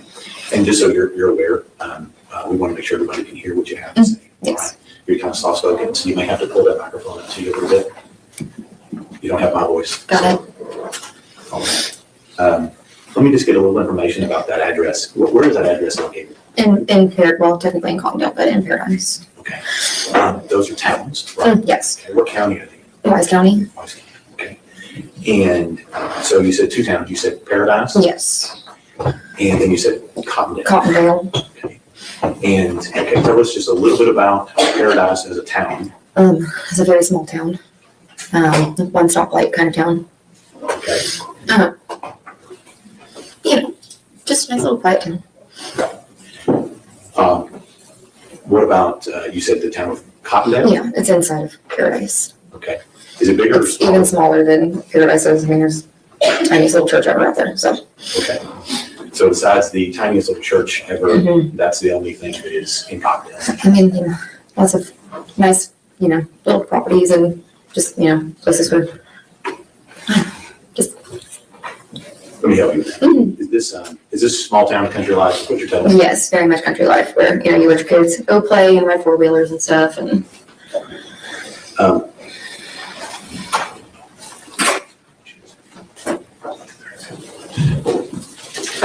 Did I approach? Yes. I'm going to show you exhibit 5. Do you recognize that map and anything on that? Yes, Okay, can you tell us a little bit about how you recognize it and what is it? That is the property that we live on. That's the driveway. You gotta go all the way up, it's really far. And then there's a circle driveway you go. And Let me ask you, do you recognize the road that takes you to County Road 3573? yes, And do you recognize County Road 3573 as being the road you testified about? yes. Judge, we asked to admit states.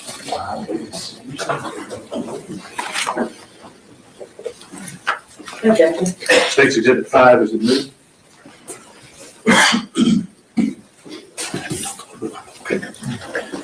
Can we publish that, please? Yes, sir. While the computer's doing its thing, let me ask you a little bit. What's the primary road that you are on to get to County Road 3573? 2123. Okay, is this another county road or country road that's out there?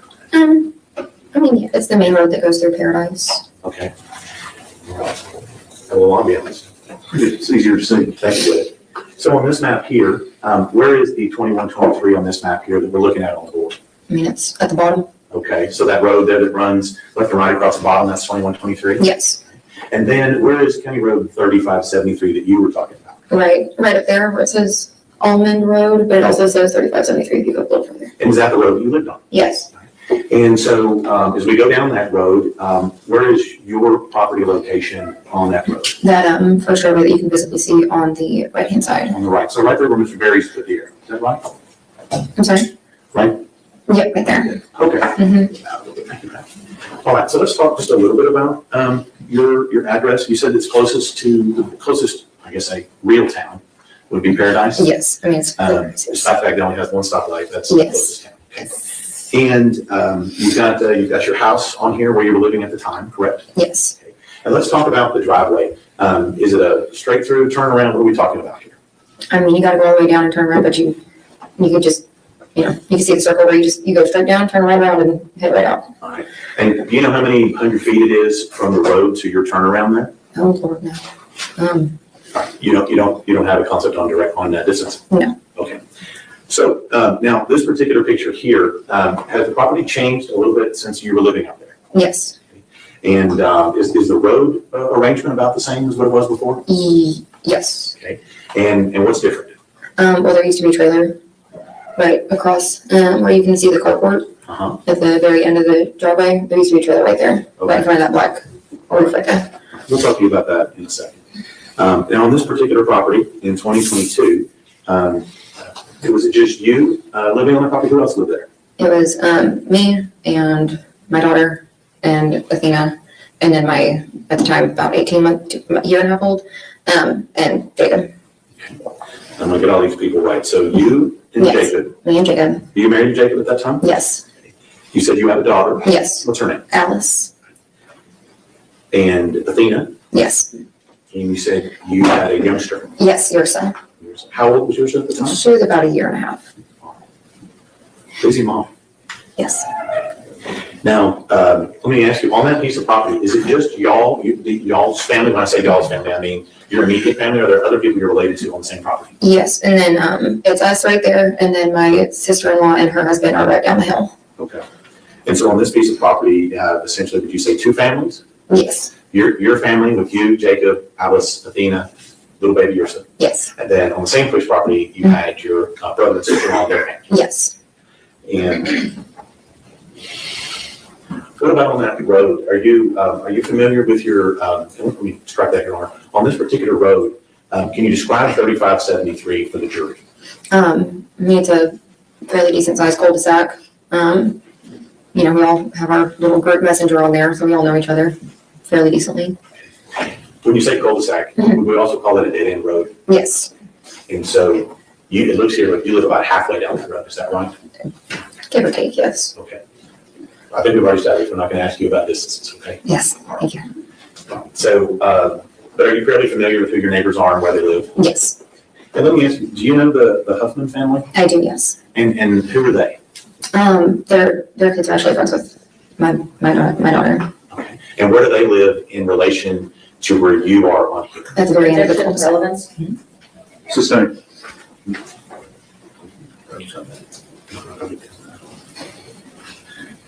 So this particular road, being that it's a dead-end road, does it have a lot of traffic on it? No.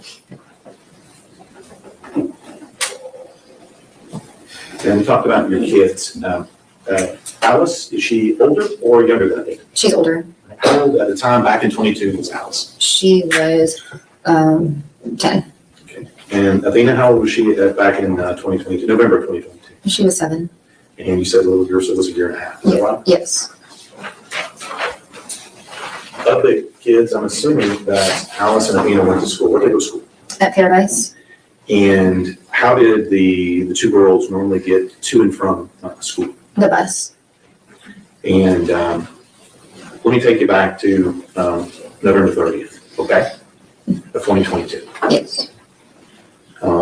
Anything unusual about that day up until the time the two girls go to school? No, nothing. They get picked up by the bus normally? Yes. Given that it's a 10 and a 7-year-old girl, were you able to get them on the bus at the appropriate time? Yes. Is that hard sometimes? It's a little rough sometimes. You know how little girls can be. Okay. And let me ask you, what do you mean by that, about how little girls can be? You know, they like to pick out their own clothes and do their own hair and, you know. May not meet mom's approval. Yeah. Well, you gotta let them choose their own things. I'll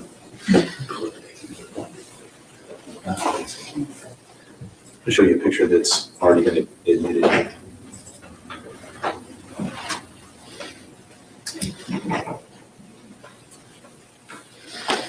There we go. Thank you, Mr. King.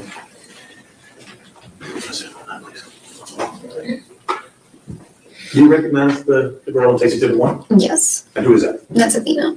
And is that what she looked like back in November 2022? We are taking a puppy kitten break. She holds up remarkably well. She is so incredible, but this is hard and we need a puppy kitten break. When the world feels like a dumpster dive and humans forget how to thrive, take a break, just you and me, with a puppy and kitten, wild and free. Paws and purrs, let's drift away to a land where tails wag and play. No more noise, just gentle muse in our furry four-legged cruise.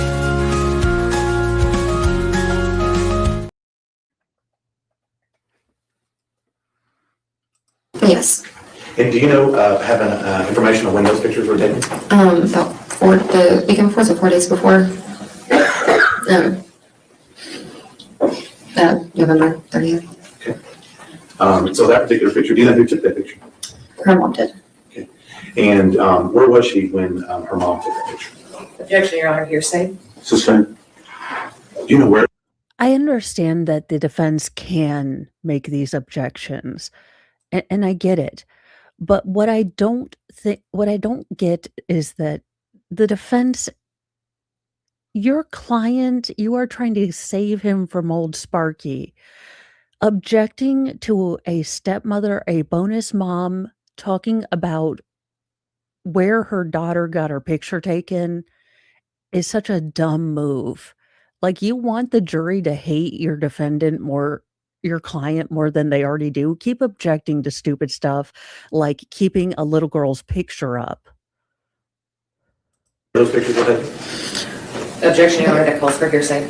Sister, how did Athena come to live with you guys in Cottontail? Her mom was sick and she wanted to stay for the summer, so she came and stayed with us and then ended up staying for the school year. So do you remember what month she first arrived? In May Of 22. where does Athena's mom live? She lives in Oklahoma. So in this particular picture that we're talking about, is that where Athena was in Oklahoma when her mom took that picture? Yes. Now, she's been there with you since May of 2022. Yes. And when does school start? In August. And so did she start school with Alice? Yes. And what grade would she be in? What grade would Alice be in? She was in first grade. Alice was in fifth grade, I believe. Okay. Now, we talked about when Athena moved with y'all from her mom's in Oklahoma. That was in May of 2022. Yes. How long have you been in Athena's life? Oh goodness. Since 2017. So she was about a year and a half when I came around. Okay. Now, we've seen a couple of pictures here in the courtroom. This one here. Yes. The red boat. Do you have a favorite picture of Athena? Yes. I'm not going to have you pull it out and show her anything, but can you describe that picture for us? Yeah. She was very much an outdoorsy kid, and it's her. She's about 5 years old, and her and Alice have been playing outside in the mud all day long. And she comes up to me and she's holding this gross little worm in her hand. She is covered in mud, like head to toe. It's all over her face, and she's so excited to have this little worm. That's my favorite picture of her. That's the one you go to. That's the one you. Damn it. I was almost going to make it. Thank you for sharing that memory with us. I would probably hoard all the memories. I wouldn't want to share them. I would become like a dragon and I wouldn't want to share any of the memories. And thank you for sharing that memory of Athena with us. Thanks. Now I'm going to take you to November 30th, 2022. Okay. If you need a glass of water or anything, it's right there. Okay. That's a Wednesday. And it's Athena and I must go to school normally that day. I think I already asked you. Yes. And do you remember any particular item of clothing that Athena was wearing now? She was wearing some jeans with little red flowers on the pockets.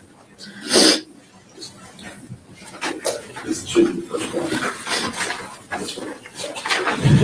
Yes, sir. Thank you. I'll show you what we've marked as State's Exhibit 6. Do you recognize those? Yes. What are those? Those are his pants. Are those the ones that you just told us she was wearing on the day, November 30th, 2022? Yes. And how are you familiar with those? Because of her pants. They're, All right, let me ask you, do you recognize the size and the style? yes. And you recognize those as the one that she wore on that day? Yes. And are those, is that the same thing that you described to law enforcement that she was wearing on that day when she went missing? Yes. I see that states. No objections. State's Exhibit 6, isn't it? Why don't they have like therapy puppies? And look, again, I understand this is a courtroom and I greatly respect our legal process. I don't want this to become like a zoo with ridiculous like emotional support peacocks. But doggone it, let these people have like a kitten or a puppy or something.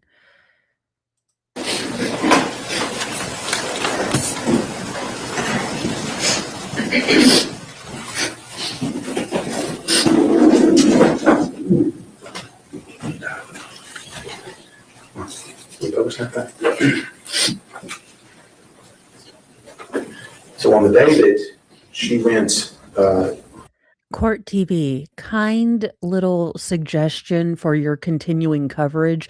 Please don't show this shaved penis on the screen.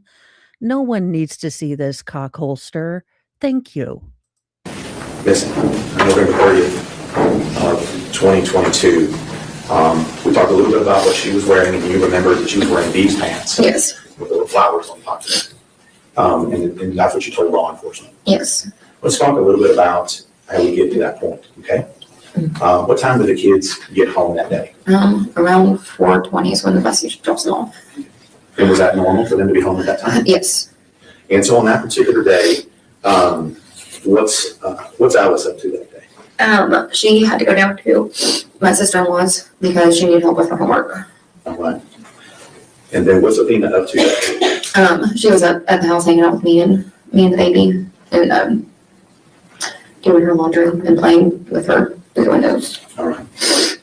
And I'll ask this from the mom perspective, what's she supposed to be doing there? She was supposed to be sorting her laundry. All right. How is that working out? Not very well. Okay. And was that kind of to be expected? Yes. What are you, mom of a 1.5-year-old, what are you doing? I was cooking dinner. What's for dinner? Trout. Trout. Yes, trout. Just trout and nothing And else? trout and couscous. So mom and baby are cooking dinner. And during that time, Athena's supposed to be doing her laundry. Yes. Anything out of the ordinary up until that point? No, nothing. Now, this piece of property that you're on, do you know how many acres it is total for you and the sister-in-law? Me and the sister-in-law, it's 10. And let me just ask you, was it commonplace for the kids to play and be out on the property in the country? Very much, yes. And I noticed on the map we had up there before, there looked to be a little pond on that. Is that right? Yes. And so I'm just trying to get if it was normal for the kids to be outside in the country on the property. Yes, of course. And that's what's so scary about this. I grew up for the last little bit of my childhood, but my little brother and sister, they lived out in the dead ass country. Like if we saw an Amazon truck, it was like a banner day, okay? So eh, this reminds me of, my little brother and sister, and I can imagine them, because I always had to get on them when we would get deliveries. Don't swarm the Amazon driver. Don't go up and talk to people. This is in the country. It's not that, kids are allowed to roam free, but there is that little bit more freedom. And I can imagine this mom thinking, she's on our property. We've got the dogs, we've got the kids. There's a sister-in-law right down there. We're safe. And I just am so pissed off that this monster came and stole that away. So at this particular time, got you cooking dinner. What's Jacob up to? He had left for a hunting trip. Okay. Let me back up a little bit. So the kids got home, you said around 4:20. Yes. What time does Jacob leave to go on his hunting trip? Oh, goodness. Let me I ask it this don't way. remember. Did he leave before or after they got home from school? After they got home from school. So Jacob's headed hunting, correct? Yes, yes. And you said after he left at some point. Do you remember when he left? I do not remember what time it left. And so sometime after the kids get home from school at 4:20. Yes. What time did you expect to have dinner ready for the kids? Around 6:30 is, about dinner time every night. Okay. And so I asked you earlier a little bit about the kids on your property. What kinds of things did Alice and Athena do on your property in that 10 acres? Oh, goodness. I mean, they were playing around outside. They had their favorite tree that they would go to. They would run back and forth up and down the hill to their aunt's house to go play with her boys. Just being kids in the country. At some point, when did you discover that Athena wasn't where you expected her to be? It was whenever dinner was done. I was gonna go get in the car. So tell us a little bit about between dinner being done and you looking for Athena. What happened in that little short time span? I went to get her. I saw she wasn't in her room sorting her clothes. And so I, looked around, couldn't find her. I called Heather to see if she had gone down to her house. She said that she hadn't gone down to her house. Well, let me stop you. Let me ask you a couple of short questions here. Is Heather your sister-in-law? Yes, Is that the other house that you pointed out to us? yes. So it wouldn't have been unusual for Athena and Alice to go over to the sister-in-law's house? No, not at all. Was she at the sister-in-law's house? Yeah. Excuse me.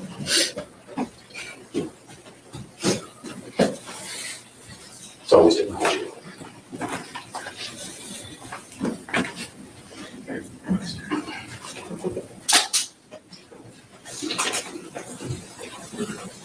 A favorite tree, is that right? Yes. What was it about this tree that they played on? I don't even know. It's the best tree there, and it was right in front of where the trailer was, and they had all their toys around it all the time, and Okay.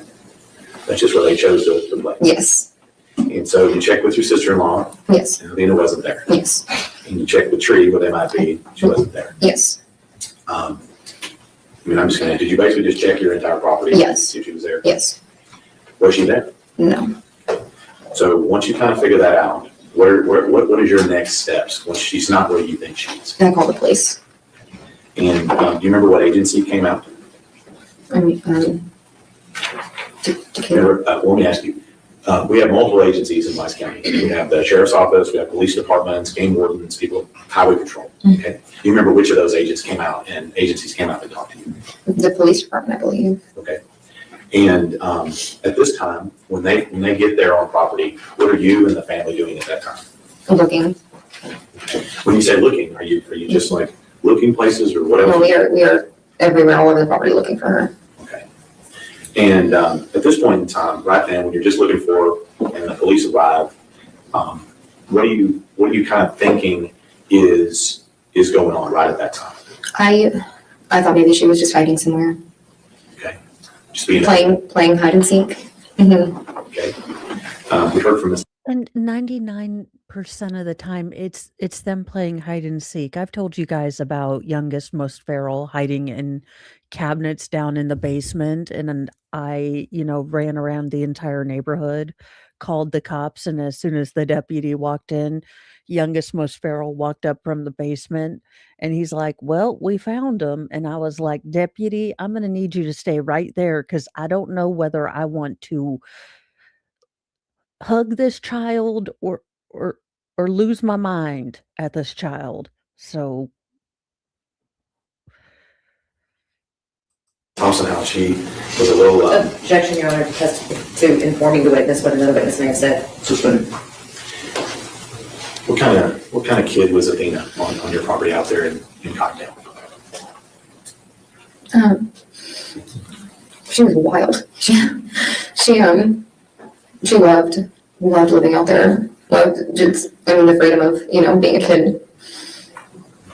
Getting to just run wild and free on some land.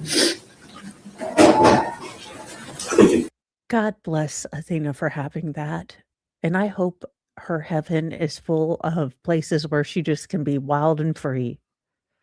The point tonight called that being a little feral. Feral, yes. I've used that word. So do I. We're at the point to where everybody's out there, they're looking for her, we're not finding her. You're thinking that it's, They didn't have to call her feral.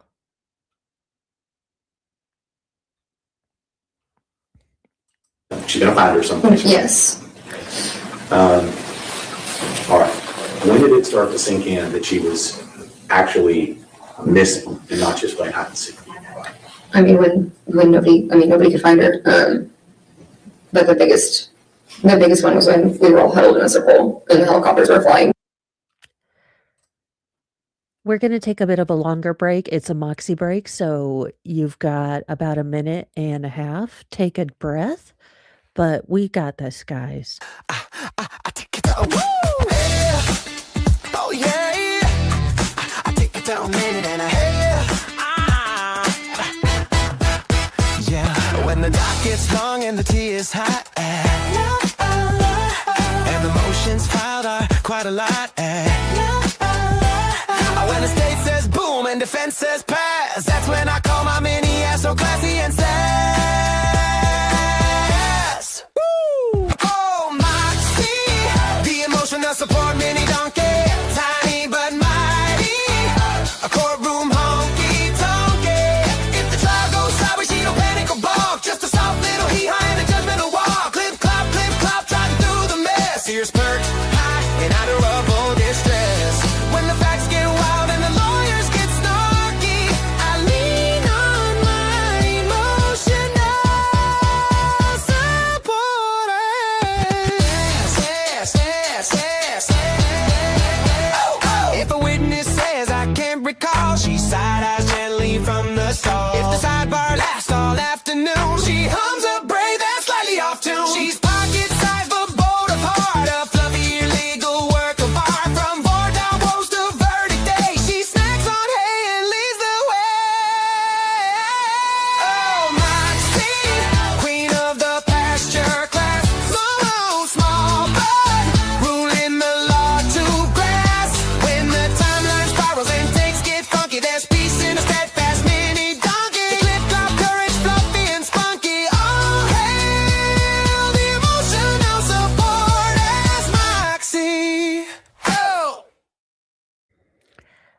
Yeah, and do remember, you guys can watch this in breaks. We are probably going to take this in chunks.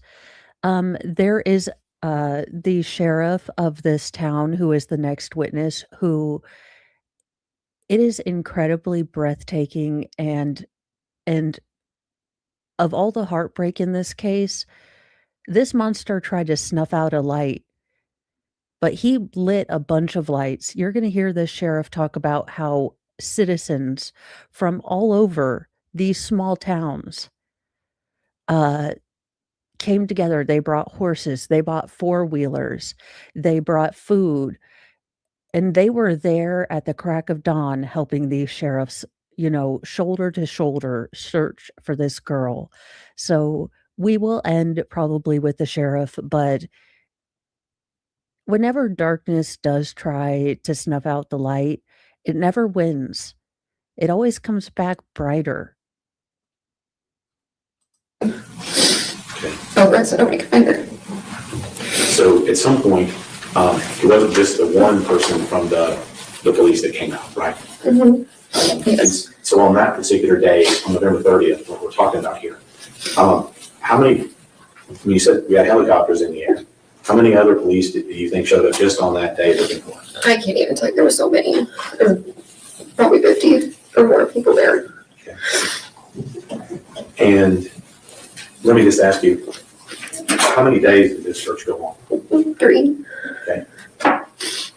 Now, let me just ask you, during your initial search, you said you were out there looking for them.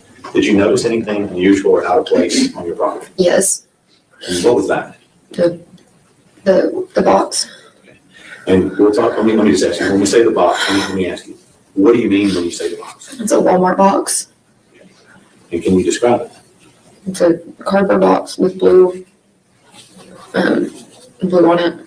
And you know why that box would have been out on your property that day? Because I had bought her Barbies for Christmas. And they were supposed to get delivered. Okay. So you're talking about this particular box. Let me.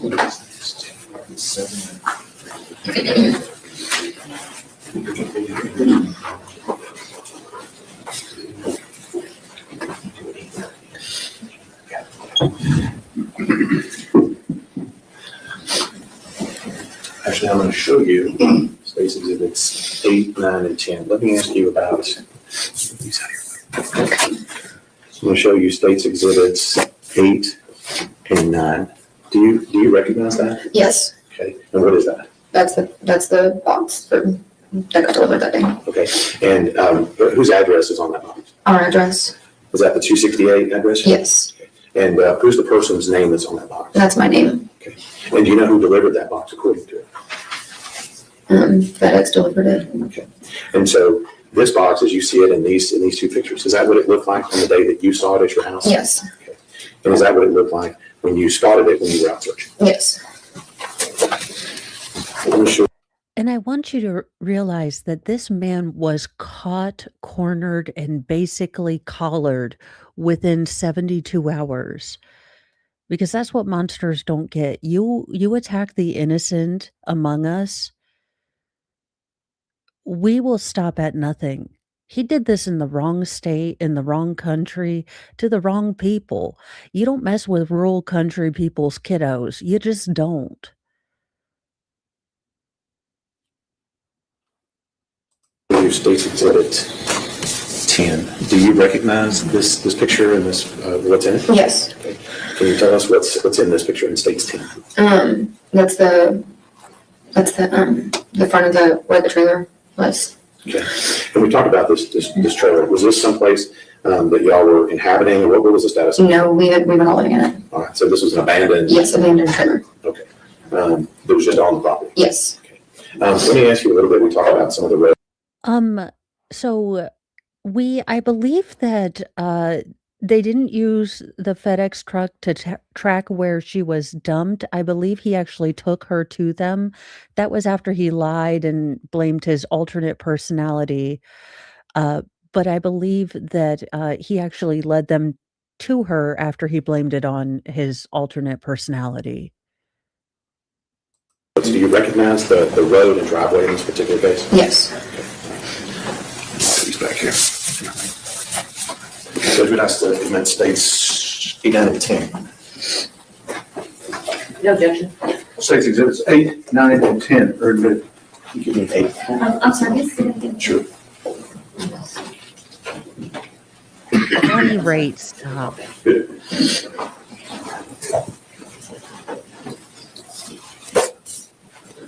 See the numbers on.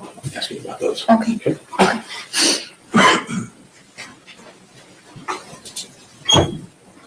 So this exhibit we're showing you here, is this what you were talking about before? It has your address on it Yes, and your name on it? yes, And this is the blue box that you were talking about? yes, The one that FedEx delivered? yes, And were you somehow tracking whether or not this was delivered or not? yes, It arrived at your house. yes.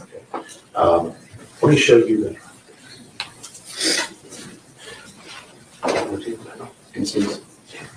Yeah, I'm going to show you states 10. When we see this over here on the right, is that the same box that we're talking about? Yes, And I see what appears to be a little porch or something on it. Is that right? yes, And is this part of that abandoned dwelling that was on that property? yes, Now, I see a lot of police cars parked there. Is that kind of what it looked like when they were looking for them? yes, Now, we mentioned before that we have the circle drive on Yes. that map. Is that right? yes. And so is this part of that driveway? The main driveway was right here, where you see the archway right there. I Right. just circled right past that. That's a little bit, So but it's all connected. is this your driveway? Yes, this is our driveway. And that's where you found that box? Yes. So let's talk a little bit about that box. What did you say that you ordered in that box? Barbies. Let me show you Stacy Exhibit 7. Do you recognize those? Yes. And what are those? Those are all you can be Barbies. All right. And do you recognize that that is what you ordered? Yes. And who were those for? Those were for Athena. And do you believe this to be the same Barbies that were inside that box? Yes. They were delivered on that day, November 30th. Yes. Judge, we have some States 7. No objections. States Exhibit 7 is admitted. So let me ask you, why do you order those Barbies? These specific Barbies, because it came with so many of them, should get, 6 Barbies all at once. Okay. And what was the name on those Barbies? They were career Barbies. Who were those for? They were for Athena, For just present or for some other occasion? for a Christmas present. For Christmas. And that's what was delivered to you on that day? Yes. Now,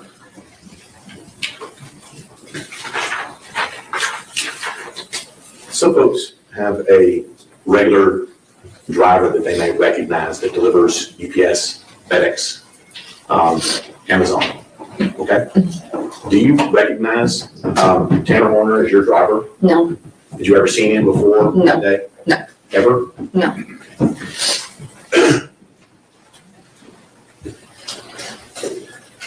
Now, Athena went missing on a Wednesday. What day was it of the week when they found her? It was Friday. And at some point, I'm assuming you were informed that she was deceased. Is that right? Yes. Who informed you?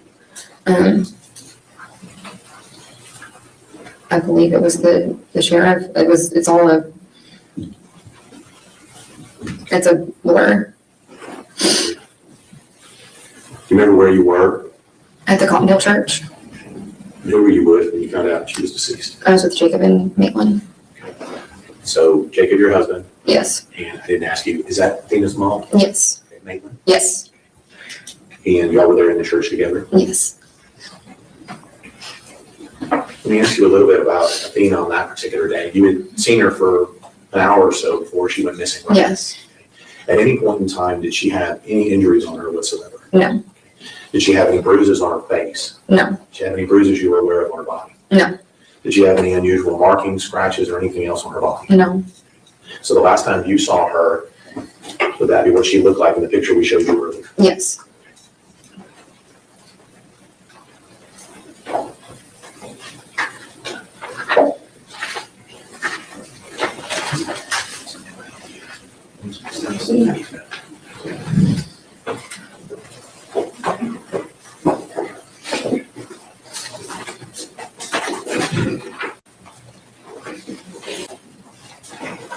to show you State's Exhibit 12. You recognize the child in that picture? Yes, And who is that child in the picture? that's Athena. Does she look the same as she did when you last saw her November 30th? Yes, Let me show you State's Exhibit 11. Do you recognize, let me ask you first, do you recognize the background and the location of that taken? yes. And where is that? That's on the property 268. Is that where we also see Exhibit 10, Yeah. driveway? Yes, Would that be where the police cars were parked? yes, And you recognize that as being your driveway? yes, And do you recognize the person that's in that picture? yes, Now, will you agree with me that picture's a little fuzzy? yes. Who's the person in that picture? That's Athena. Now, how do you know that that's Athena? Because I know my child. It's her. That's her hair, and it's just, little stick girl right there with her long legs. All right. So the estimate states 11 to 12. You got this, Mama. You got this. No objections. So State's Exhibits 11 and 12 are admitted. Let's see, look.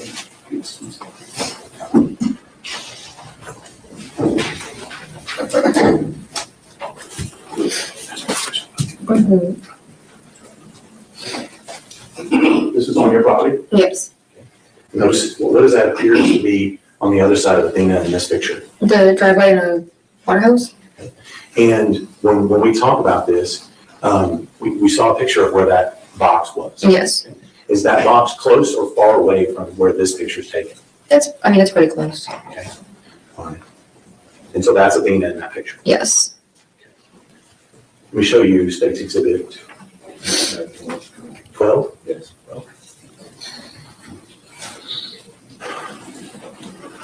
The motherfucker's whistling. He is whistling a tune.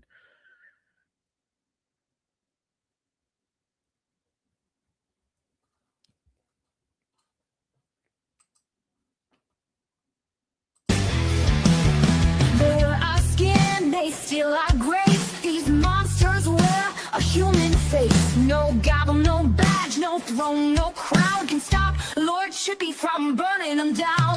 Justice ain't fast, justice ain't clean. It's a long, sharp road through the in-between. So raise your fists and light your flames. Trippy's coming and he don't play games.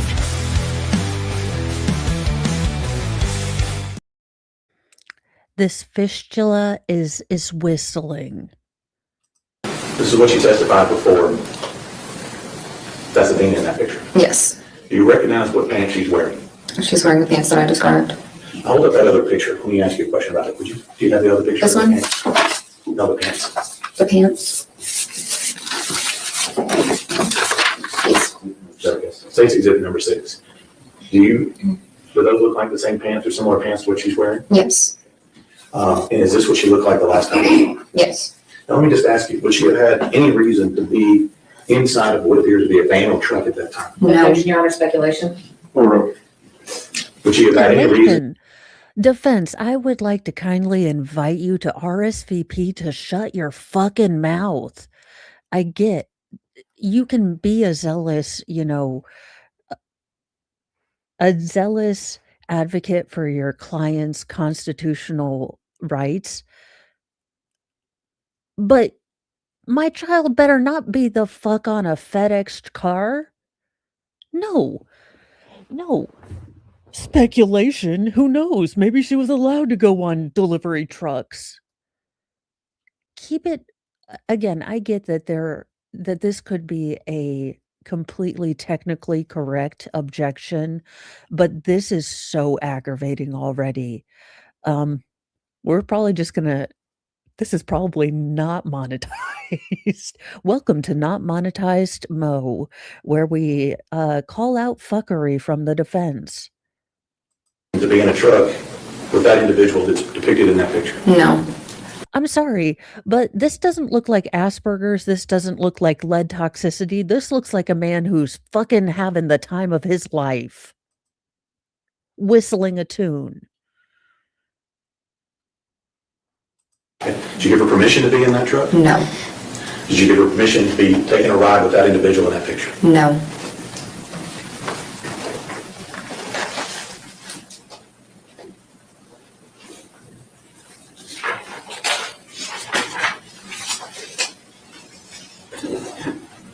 find her, you get told on that Friday that she's deceased. Yes. What's your reaction when you find out that Athena's no longer with us? I lost it.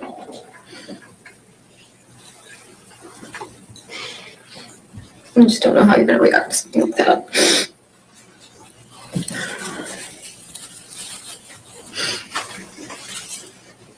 Since that time?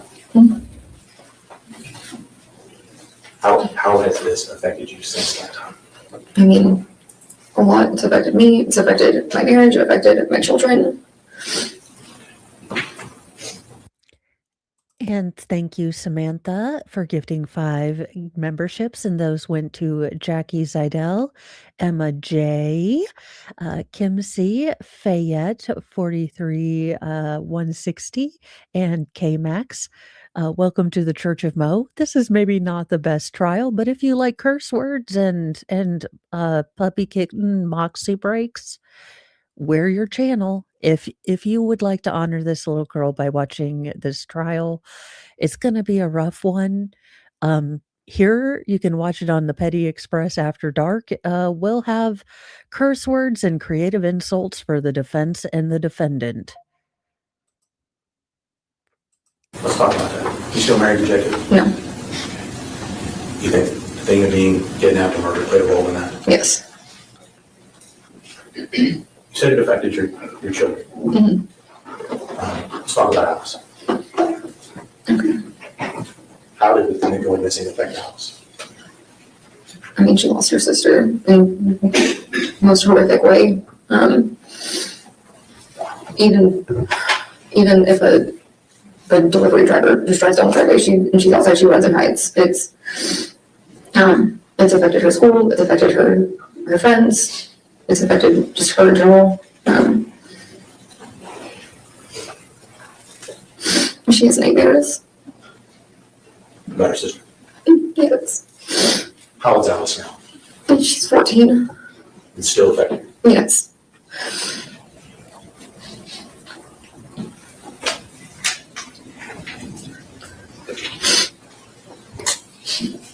When was Athena's funeral?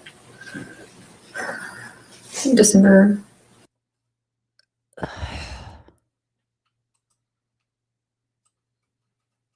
No one wants to see you.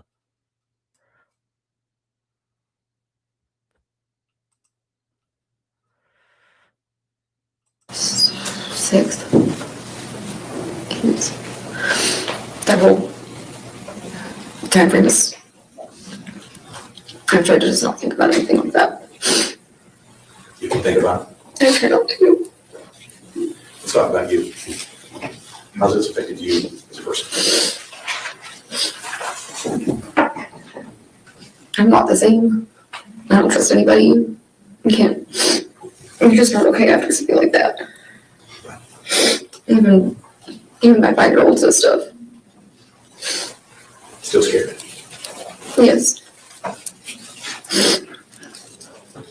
That's what you're trying. Yes, Sean, I know you heard from her. Yes. The defense is going to piss you off. I warn you, I am going to rage the F out because the defense decides to go Kathy Nestor.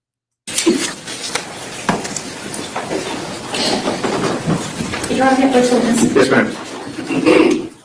Ms. Strand, I'm going to hand you what has been marked as defense exhibits number 1 through 5. If you take a look at those, please. Yes.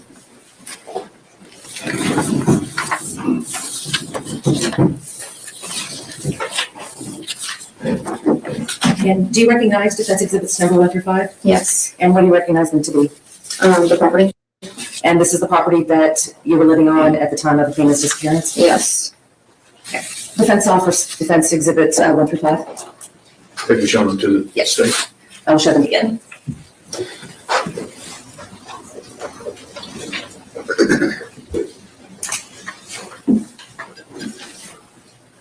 As Jacob's not available, Your Honor. Okay. The objection is overruled and defense exhibits 1 through 5 are admitted. And Your Honor, for the purposes of the record, we had a printing issue, so the defense exhibits number 1 through 5 that I've shown Mr. Anda that she has identified are in black and white. However, we do have the originals in color that we would like to publish to the jury. That's fine. When you get ready to substitute, we can make sure the record is clear as to the new exhibits.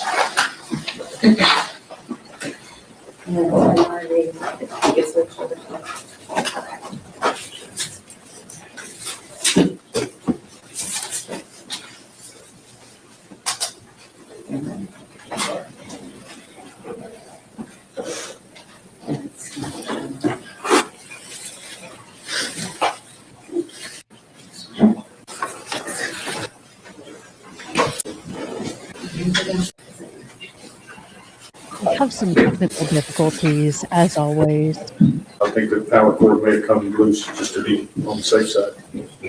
Thank you.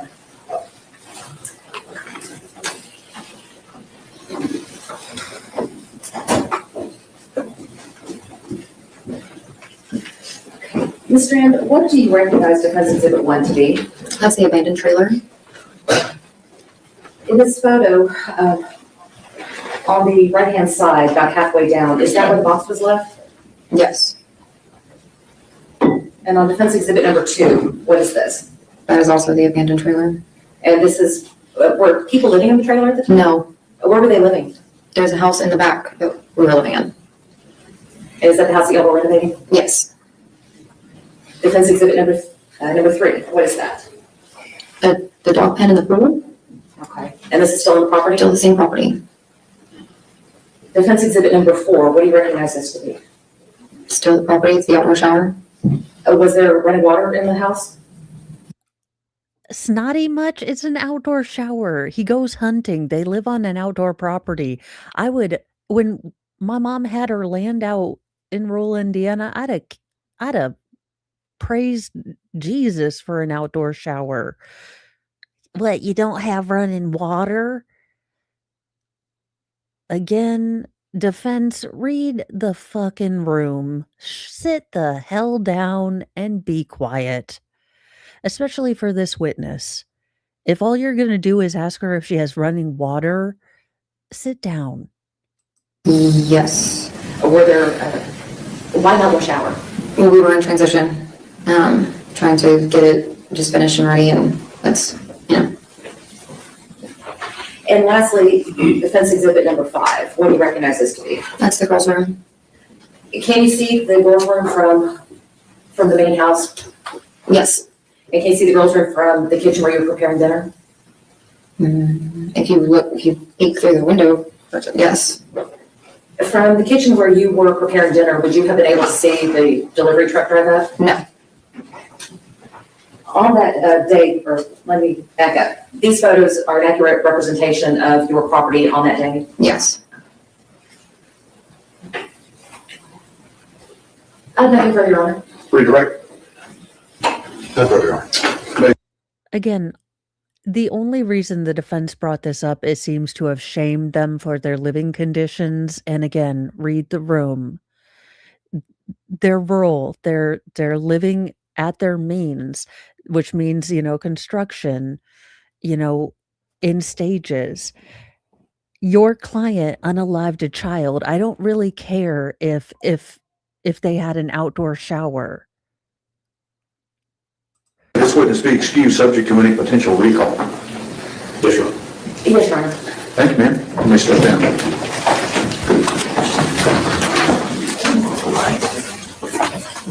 Would you consider it? Okay. Give us about 10 minutes. We'll call you right back in. Your lunch should be here about 12:30, so we're going to work up until that. Okay? 10 minutes, everybody. 5 till 12. And I very much like that the judge and both sides seem to be very aware, and they are taking more breaks than we typically see. But I appreciate that, especially in this case. Now, what they are going to do here is they are going to voir dire the sheriff coming up.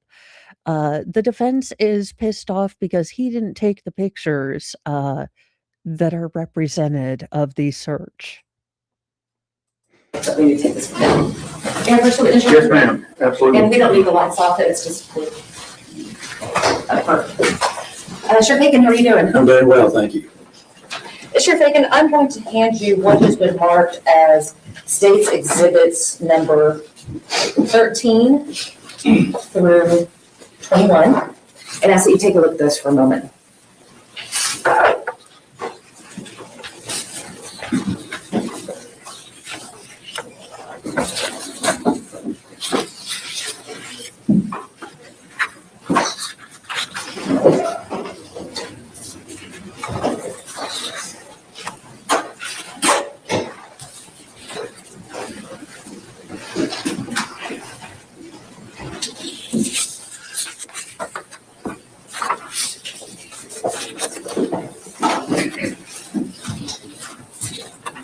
Yes, ma'am. Thank you. Did you take any of these photos? I did not.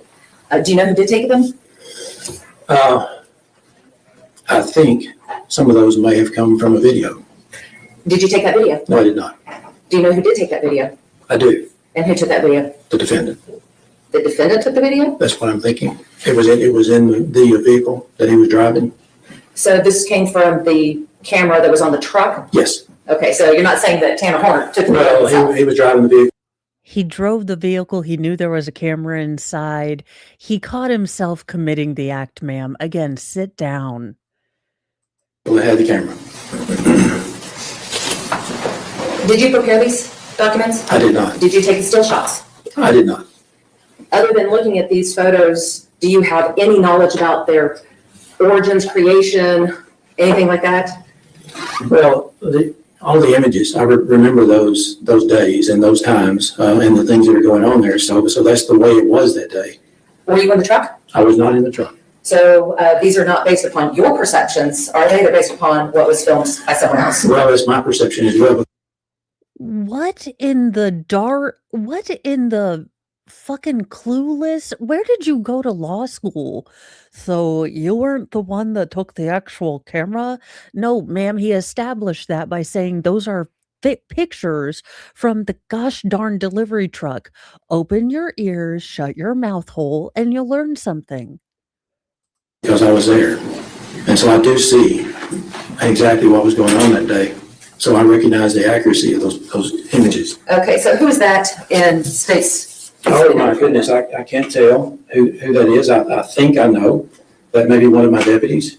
Maybe one of them? Maybe, but it's really kind of foggy or fuzzy there. I can't tell, but that's our marked unit there. And we had these toilets there as well. What So I time remember- is this taken? I don't know for sure. I think probably it's maybe morning time. And I would think probably it's on the day of December 1st, I would think. On State's Exhibit number 20, what time of day was that taken? Well, it's probably about the same time. Same time looking at the clouds and the light, probably about the same time. State's Exhibit number 18, Yes, can you ma'am. identify anybody in that? I recognize the vehicles. And we had so many people there helping. So I recognize those vehicles and how difficult it was to get up and down that road because of all the people who were coming there to help. And what time of day was that taken? I think that's probably about the same time. Again, looking at the clouds and the light. State's Exhibit number 19, do you recognize anybody in that? And can you identify the people? Well, there is an entrance there to Athena's house. And those are some volunteers who had come to help. And I really can't tell at that distance exactly who they are, but there are people who came to help.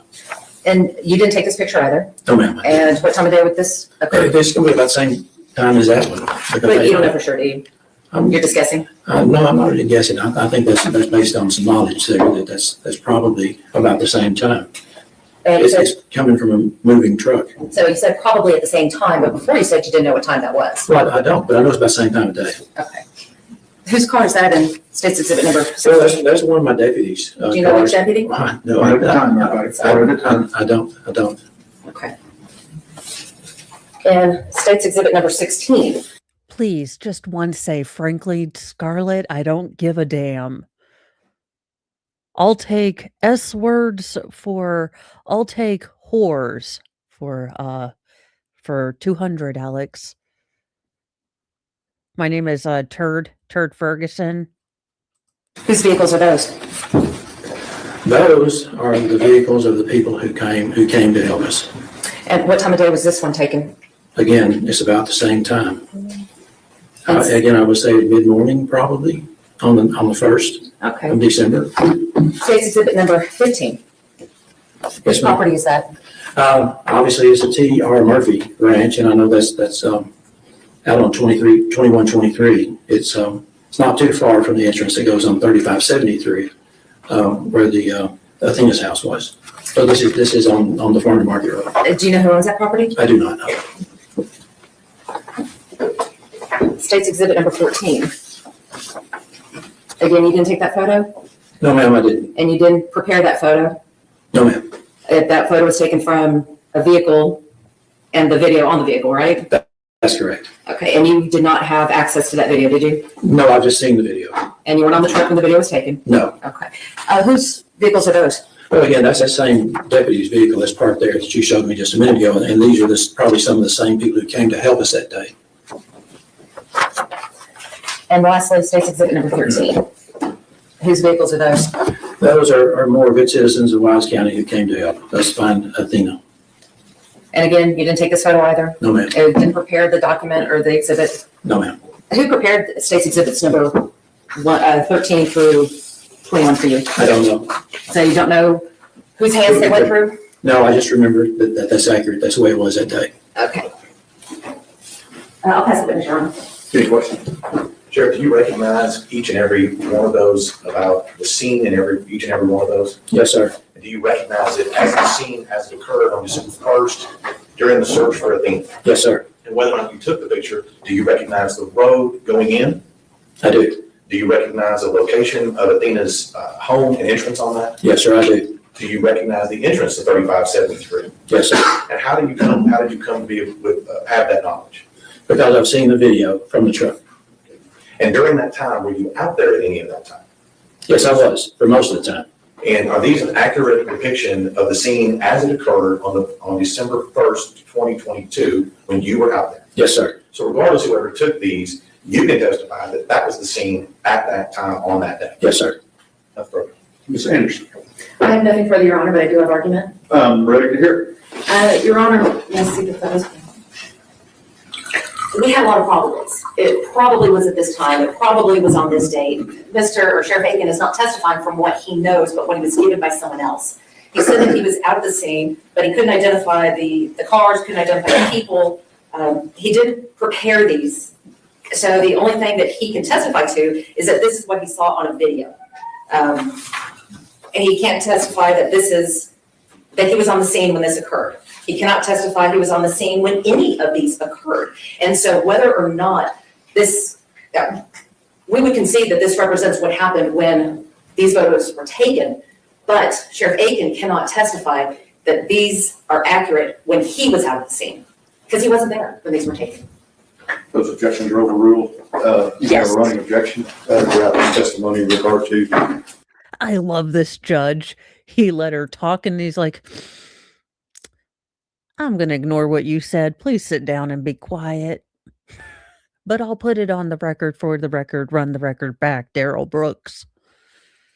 States, if they offer states exhibits 13 through 21 in the presence of the jury. Both sides ready for the jury? Back to the jury. Y'all ready to defense? Yes, Your Honor.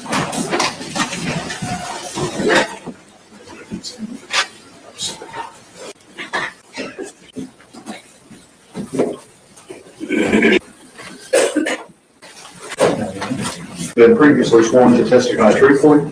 Mr. Singh. Thank you.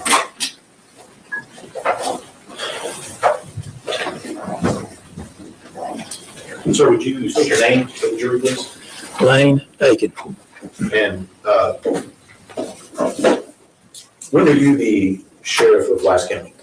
I was sheriff in Wise County from 2016 through December 31st, 2024 at 4:30 p.m. Sheriff, could you check, see if that microphone's turned on for me? Okay, here, let's see.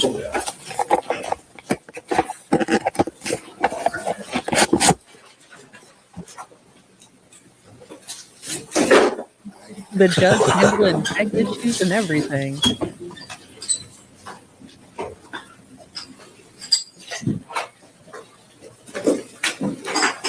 Oh, another judge check wizard.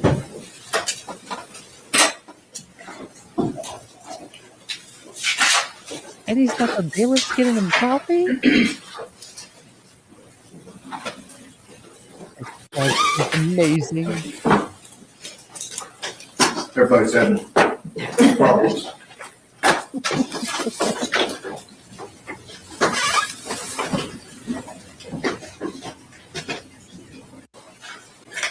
The engineering aspect. I was not an engineer.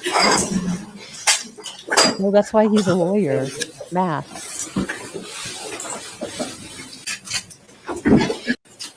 Sheriff, you have your marching orders now.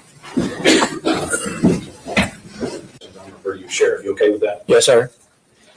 So during this time before you were the sheriff of Wise County in 2016, were you also in law enforcement at some point in your career?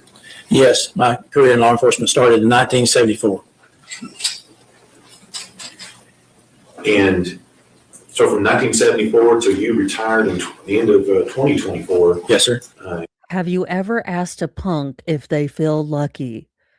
I don't know. You just have the voice, you have the hat, and in my head canon, you have held a wheel force multiplier and asked a punk whether they felt lucky. You maintained a peace officer license in Texas? Yes, sir. And I'm going to fast forward you here a little bit. And at some point, were you promoted and made a Texas Ranger? Yes, sir. That When was was in 1987 at November 13th, 1987. For those of you who remember that day. Yes, it was cold. Right. And at that point, how long did you serve the state of Texas as a Texas Ranger? It was 16 years as a Texas Ranger, 16 and a half. And did you retire at some point from being a In Ranger? 2003. Now, during your career, and just so we know a little bit about your experiences, did you have any big cases that you handled being a Ranger? Yes, sir. There were several. Okay. If I remember correctly, were you not at the Branch Dating compound? in Lake Objection, Your Texas? Honor, relevance. Sustain. Hang on just a minute, we got the microphone there. Excuse me, sir.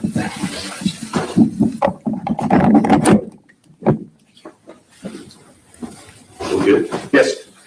And during your time as a Ranger, did you ever have a chance to have any training experience in missing persons? I'm surprised that the defense didn't notice the tie. Would y'all like to notice the tie color that this badass sheriff has on? Because I am shocked that the defense didn't go to sidebar over this. It is pink. It is pink with pink polka dots. Sheriff, you are awesome. I would not be shocked if the defense doesn't notice that and say something about it. I don't know if that's a Chinese menu next to him. Now I Yes, sir, we did. food. And so when you started being sheriff in 2016, did you go directly from being a Ranger to being a sheriff? I noticed there's a little gap in the middle. What were you doing in that gap? Well, there was a part of my career that I was an enforcement captain for the sheriff's office, but I also worked for AT&T for 10 years on and off. But during that time, I was also a reserve for the Rangers as well as for the sheriff's office. So you got back to being a sheriff back in 2016. Yes, sir.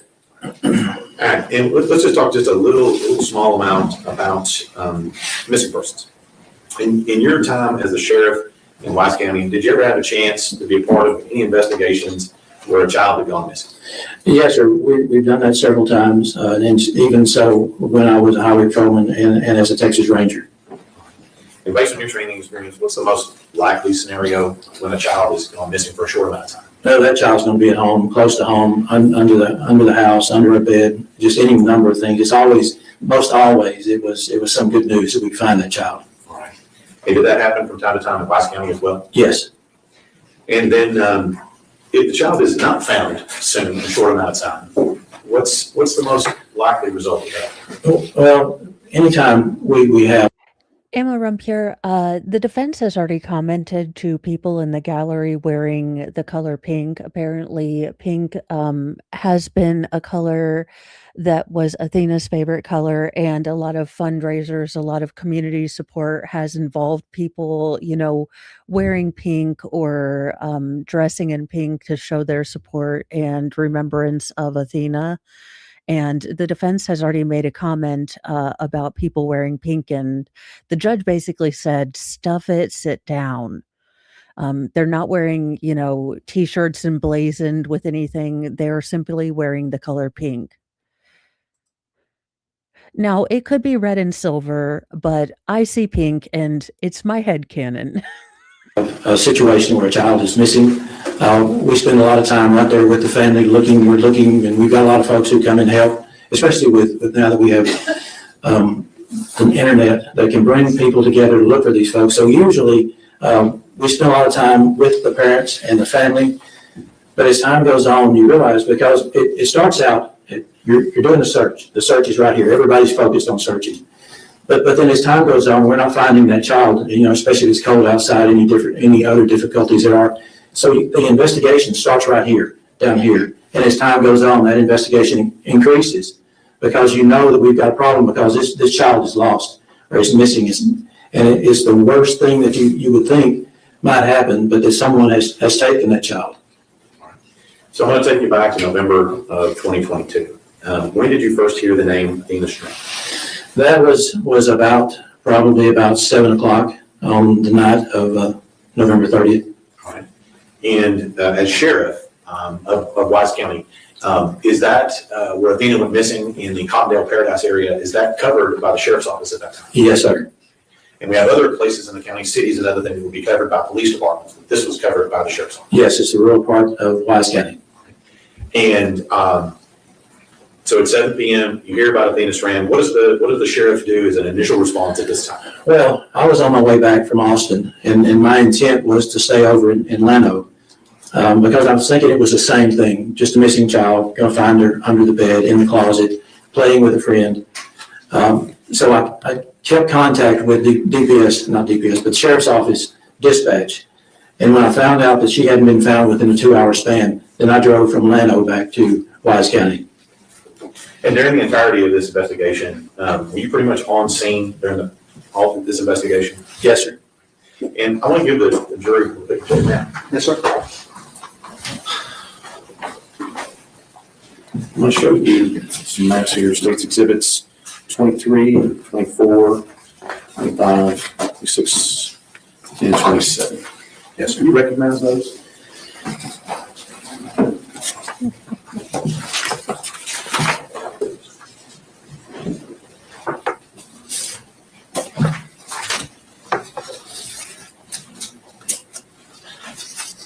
Yes, sir, I do. Okay.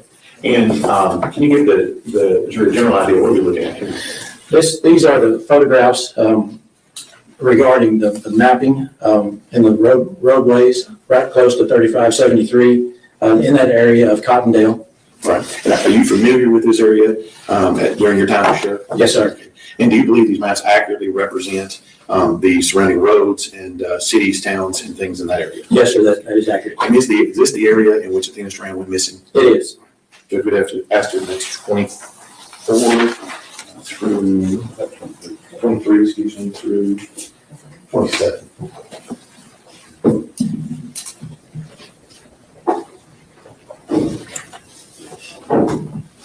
No, it says, No love objection. is States dead. exhibits 23 through 27. Sheriff, I'm not going to get too deep into this. We've got a little information already. Let me show you 23. Yes, sir. And can you just give us an idea and from where we are right here today in the courthouse, where Cottondale Paradise is in reference to where we are at Tarrant County? Well, it's northwest of here, probably by road, I would think is about 30, 35 miles from here to there. In this area that we're talking about, Cottondale Paradise, is that urban or rural? That's rural, Okay. So would I be right to assume it's Post Oaks and Mesquites? yes, and Cedar. Cedar, okay. Now, on this particular location here, as we go between the towns of Cottondale and Paradise, what's the primary road that one would use to go between Cottondale and Paradise? 2123. Okay. And is that a farmer market or a county road? It's a farm market. And let me show you.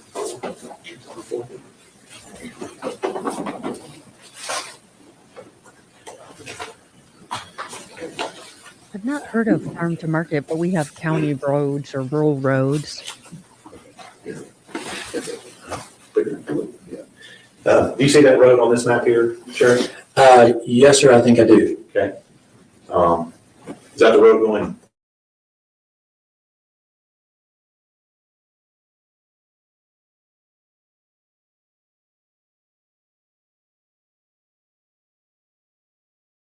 We were so good.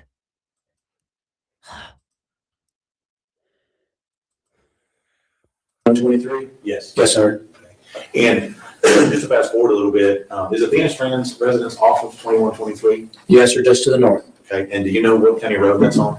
3573. Now, let me ask you a few questions about the scene on 3573. Was that part of your job to coordinate and set up the search for Athena Strand? Yes, sir, it was it being sheriff. Basically, the sheriff is in charge, but we bring in folks from so many other agencies to help us in that search. So let me ask you, let me just start from the very beginning. Once that she is not found in a short time period, what assets do you as the sheriff bring to bear to help find her at that time? Well, the sheriff's office respond. Of course, we call in the Texas Rangers because we find that it's important that we use all the agencies that we can. We have the game wardens that were there, and they're always great. Fort Worth PD, they sent a helicopter or two. We also had some drones that came in from Denton County. And Highway Patrol, we had many of them there, as well as the voluntary fire departments. So we're bringing all the first responders that we can find. We're bringing them to help us find this child. All right. And now it sounds like what you're talking about, most of those are sworn personnel, is what you described. Yes. Was there anybody else assisting in this search besides just the sworn personnel?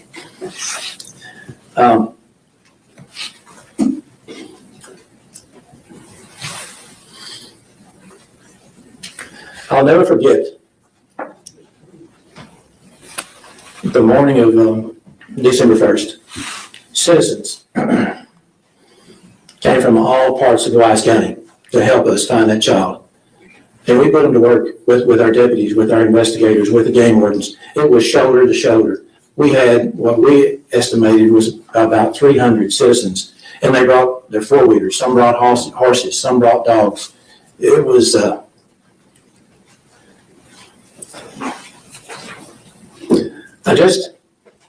I appreciate the fact that so many people came out there to help us that day. So we have all these people out. We have a mixture of sworn personnel. And that's what monsters will never understand.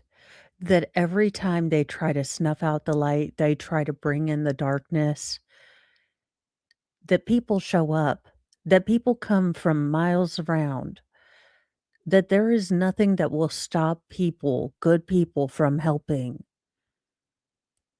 We can't fix what monsters break, but they can't break the light that we have. And that's what they'll never get. We have a mixture of citizens out helping. Yes, sir. And were you on that scene frequently? Yes. And on that particular scene, where was kind of the gathering area for that on that scene? At first, it was right at the gate for Athena's house where she was living. But as time went on, we moved it over to Cottondale to the firehouse. There's volunteer firefighter. Let's stay focused on 3573 here for a minute. Okay. Because are you familiar with where, what the scene looked like at that time? Yes, sir. Are you familiar with where you had your own sheriff's assets placed at that time? Yes, sir. And then up and down the road, are you familiar with what it looked like on that December 1st that you just talked about? Yes. And if we were to look down this road, if we were to go back to December 1st and look down this road, what would we see as we were driving in to Athena's road? We would be seeing those citizens in their vehicles that I was just talking about. And will we also see any sworn personnel or those types of vehicles? There are some, but really we were overshadowed by the number of citizens that came to help. Do you have a number of how many citizens you believe were out there helping? Well, we had the EMC helping us, emergency guy, Cody Powell, and he numbered 300. These are just citizens? Yes. In addition to your law enforcement? Those who actually registered, because some came on without registering. So 300. So let me just go through here, and I want to show you some pictures here, so we'll get a little bit of an idea the scene.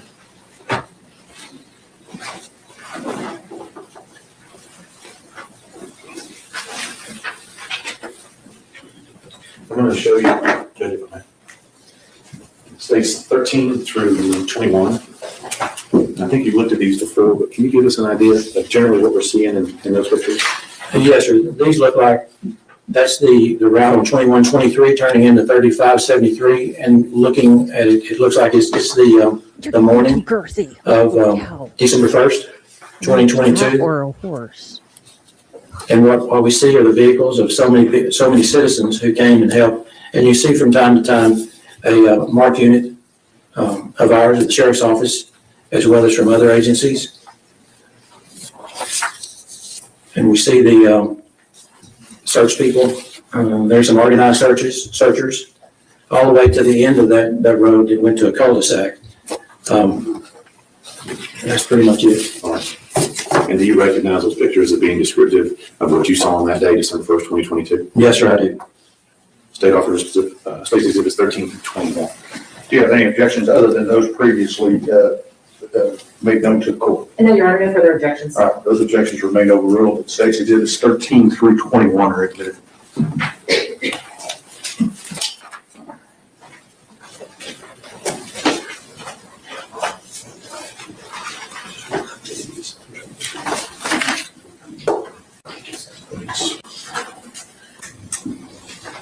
Yes, is that what we see here in State 17? Yes, that's the unit of one of our Wise County deputies. Okay. And is that the entrance to 3573? Yes, sir, from 2123.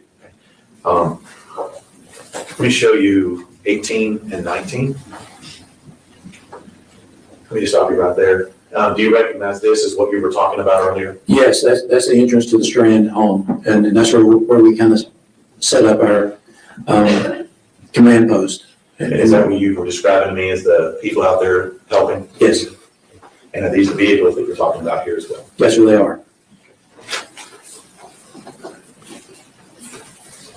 Is this taken from the van when he drove through the crime scene?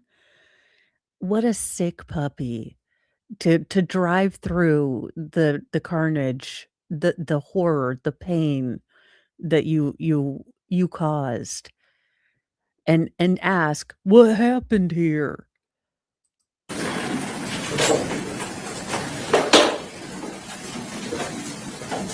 And I noticed on States 21 here, is this the same entrance to Athena's house? I think that is probably just a little bit beyond that, but it's close. Okay. And I noticed what appears to be porta potties out here. Mhm. Is this was required for the amount of people that you had? It was, and those were donated, people to help. So this search is ongoing from November 30th. This is on the 1st. Yes, sir. When does the search end? It never ended. Well, let me ask you. At some point, were we able to locate Athena Strand's body? We were, yes, sir. And at that point, did then the sheriff's search for her as a missing person end? Yes, sir. At that point, that's when the search for Athena stopped.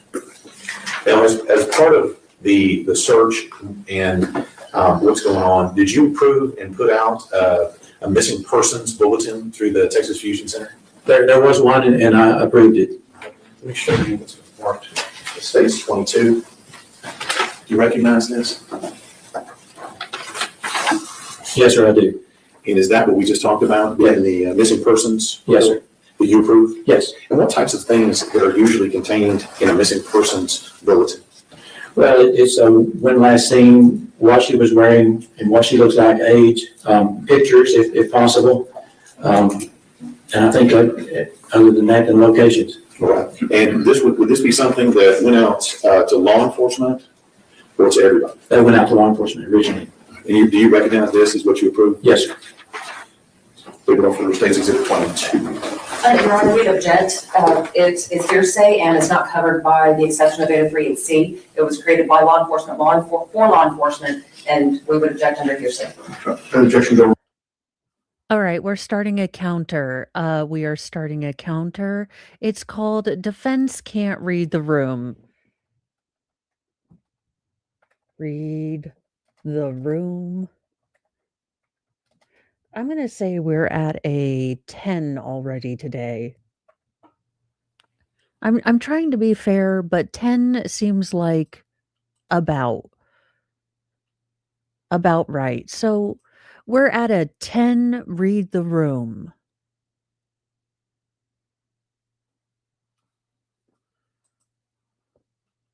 Rule States Exhibit 22 is admitted. 22, correct, Mr. State? 22, yes.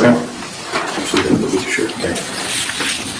And so that goes out to law enforcement. Are you aware of how it goes out? Is it electronic? Is there a bulletin? How does it go out? It was an information bulletin that was sent out from Austin, to all the agencies in Texas and generally the states that are adjacent to Texas. So as the sun sets, if you will, on December 1st, have we located Athena's body as the sun sets on December 1st? We had not. And I think before the search continues and all the assets are still in play at that time. Yes, sir. Now, you mentioned that you involved the Texas Rangers, Yes, sir. your old employer. Yes, sir. And who was the lead ranger working on this case? Joe Espinoza. When we say Joe, is that like the Book of Job? Yes, J-O-B. And then you said there was some assets from the FBI as well, is that right? That's correct.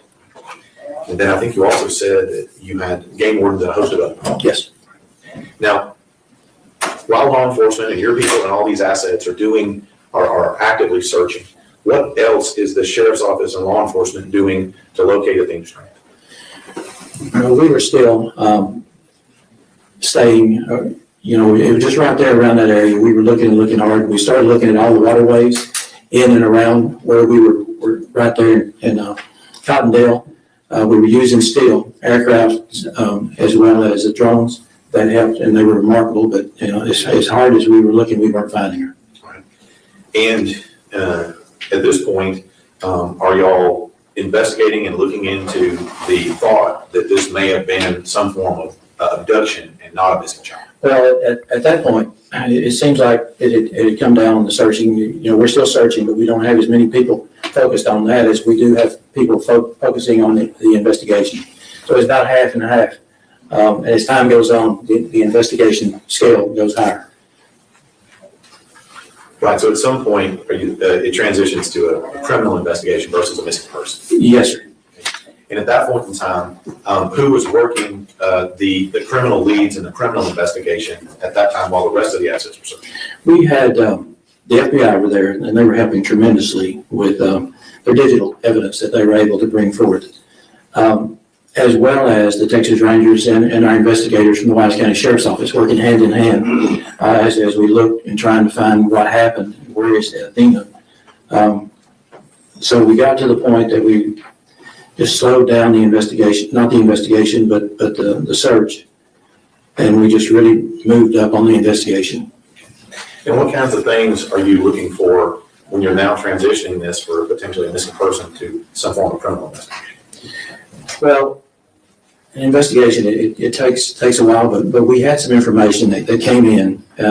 If they are diametrically opposed morally to the death penalty, I could see them fighting this hard.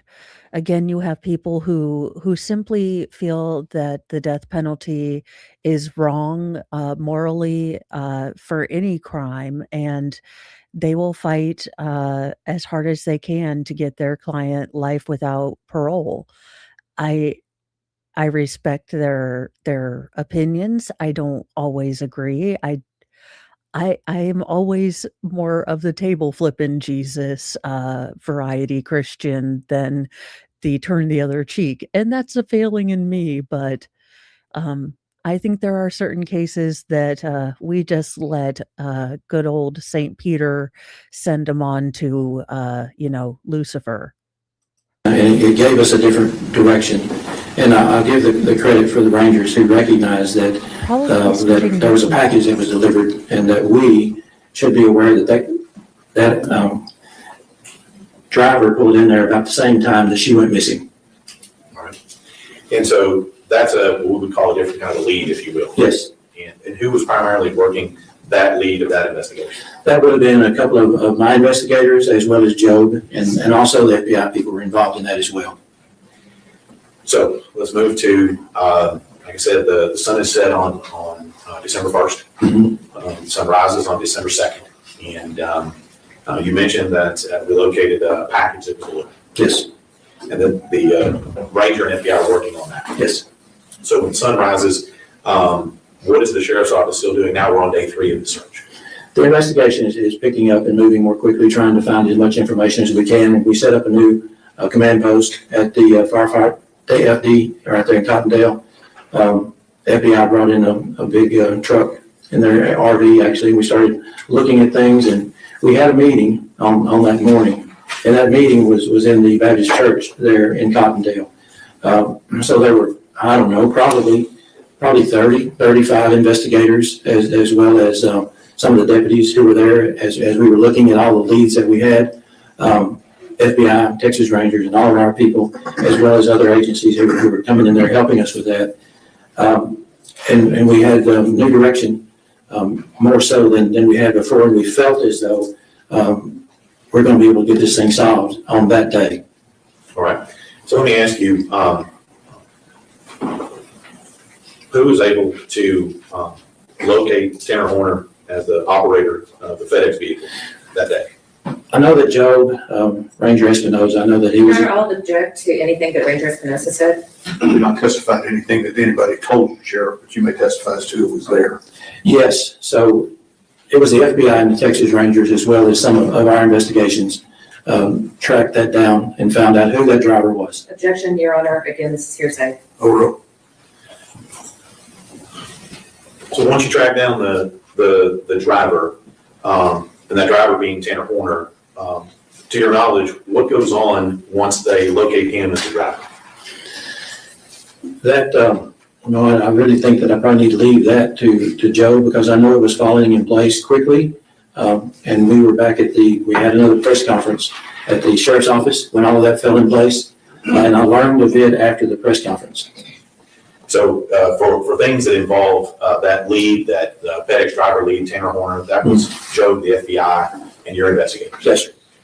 And we'll talk to them. All right. So at some point, when did you first learn that Athena's body had been located? We knew that he had been taken into custody, and we knew that they were moving to try to locate Athena. And I think it was probably right around 7:30 or 8 that night that it was verified. And let me just ask you, where was her body finally located? In the Trinity River, Bobo Crossing. It's right off of FM 51 back to the east, probably about 400 yards off of a Farm to Market Road on a county road, underneath, next to the bridge there. And about how far from what you referenced in these pictures here that we admitted, is it from Athena's house where she was abducted to Bobo Crossing where she was abducted? When you look at it just as a crow flies, it's about 6 miles, but in driving it, I think it's somewhere around 12 or 13 miles. And she was in the Trinity River? Yes, sir. So at this point in time, we've now located her body in the Trinity River. Do we have some form of CSI or body recovery team going on at that time? Yes, we did. We had CSI from the sheriff's office as well as the FBI working hand in hand. So let's fast forward a little bit. That group gets her body recovered from the water. What is the role of the sheriff and the sheriff's office going forward once we've recovered the body? My main focus at that time was the family.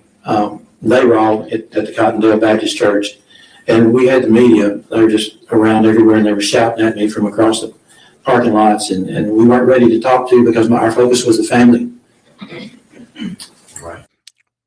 And again, as much as this sheriff probably didn't want to have to be the one to give the news, thank God he was the sheriff. This man has shown incredible care and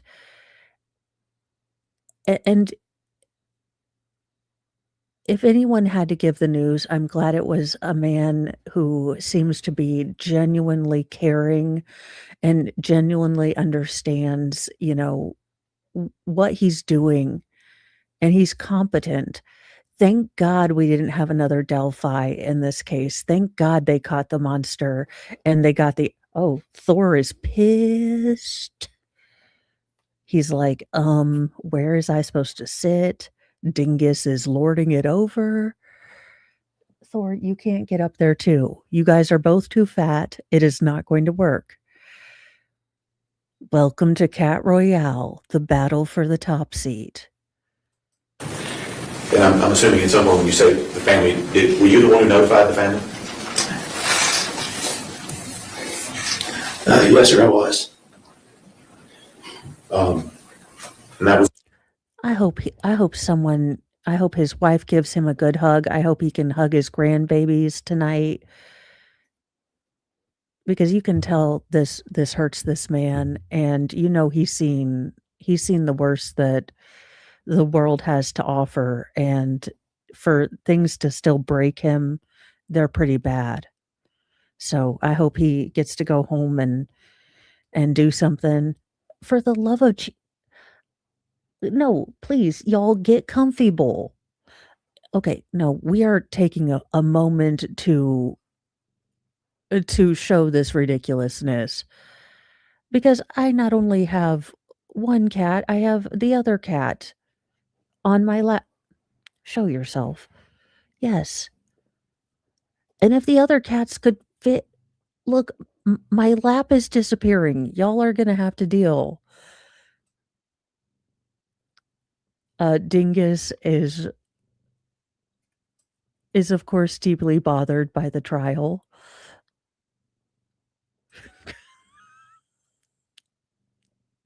on Friday afternoon, is that right, Sheriff? It was Friday evening, I think, more so. And, I mean, for those of us who've not done that, what does a sheriff tell a family? So we felt like we knew where she was, but we weren't sure. And so we got the family into that church, and there was a room off to the side away from the assembly hall. And so I went in with them and told them that it's not looking good, we're not sure. So I asked them to give me about 30 minutes and I would come back.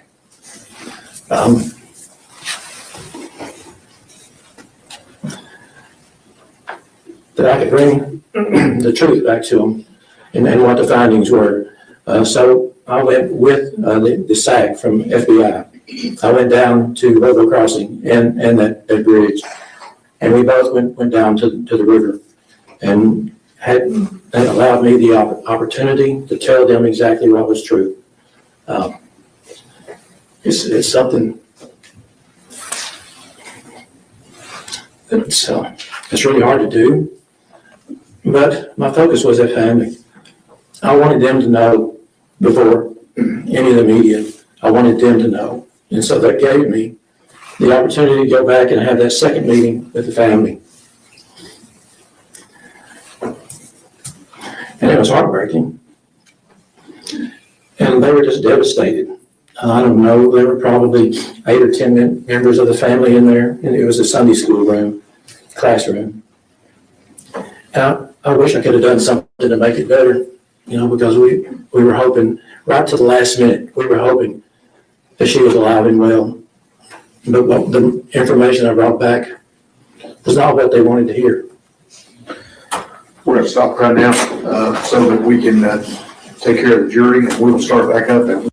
So we are going to stop there. Now, speaking of the Hawaii trial, now it's not the verdict that we were hoping for, but apparently the manlet collapses. So, I am not above a little or a lot of Schadenfreude.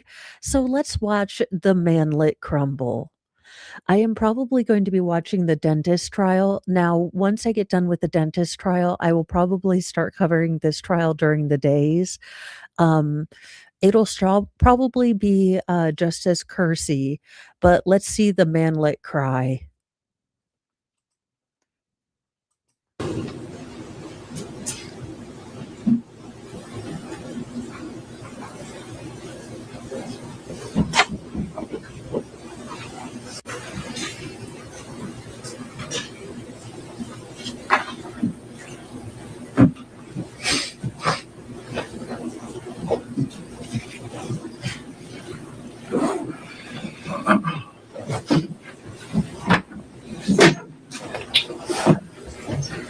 Yes. You're nearly 40 pounds a cat. You are unmuted. Seriousness. Cat.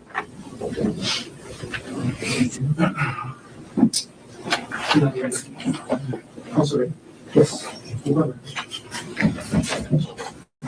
Call on case number 7, State of Hawaii versus Gerhard Koenig, 1 CPC -25-373 for further jury trial. Counsel, can I have your appearances, please? Good afternoon, Your Honor. Deputy Prosecuting Attorney Joel Garner for the state. Also present is Deputy Prosecuting Attorney Franklin Don Vaccaro Jr. Afternoon. Doogie, is that your cell phone? Tell your e-thought, or no, tell your mom that you'll be home before dark. Mr. Garner. Afternoon, Mr. McCarl. Good afternoon, Judge. Good afternoon, Your Honor. Thomas Otake and Matt Dirks on behalf of Dr. Gerhard Koenig, who is present. Afternoon, Mr. Otake. Afternoon, Mr. Dirks. Afternoon, Dr. Koenig. Afternoon, Your Honor. Gentlemen, all of you can be seated. Counsel, I wanted to raise a few things on the record. The court received communication number 1 this morning from the jury at 10:28. I did not send it out to you, and when I read it out loud to you, you can understand why. The jury wrote asking 6 questions. 1, may we please have blue painter state? 2, may we please have large post-its?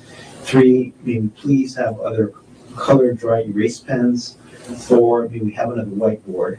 5, an easel for a notepad? 6, regular markers. I didn't send this through to you. It was more asking for supplies. So the court answered the communication at 10:35 stating the court will collect and provide the requested materials. The additional whiteboard may be difficult, but we will look for one or a suitable substitute. With respect to the handling of the communication number 1 from the jury this morning, Mr. Garner, any objections by the state? None from the state. How about you, Mr. Otake? No, Your Honor. Thank you. And then communication number 2 was received at 2:18 this afternoon, stating we've reached a verdict. And before the jury goes back into the courtroom, counsel, is there anything else you want to take up on record? Mr. Barnes? Nothing at the moment. Mr. Otake? No, Your Honor. Then Ms. McCallum, the jury is ready. We'll take them. And skip. Jury.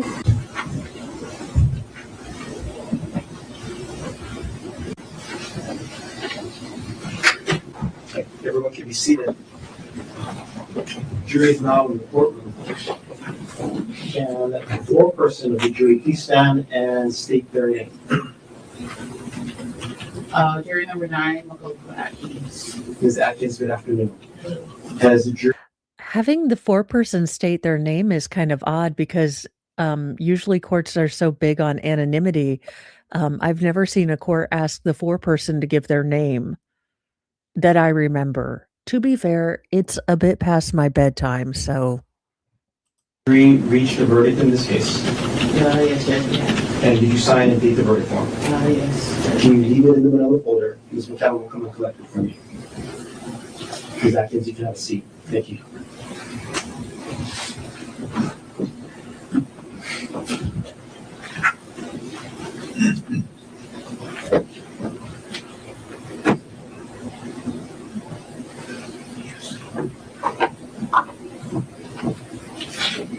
Dr. Koenig, can you stand as the clerk of the court reads the verdict of the jury?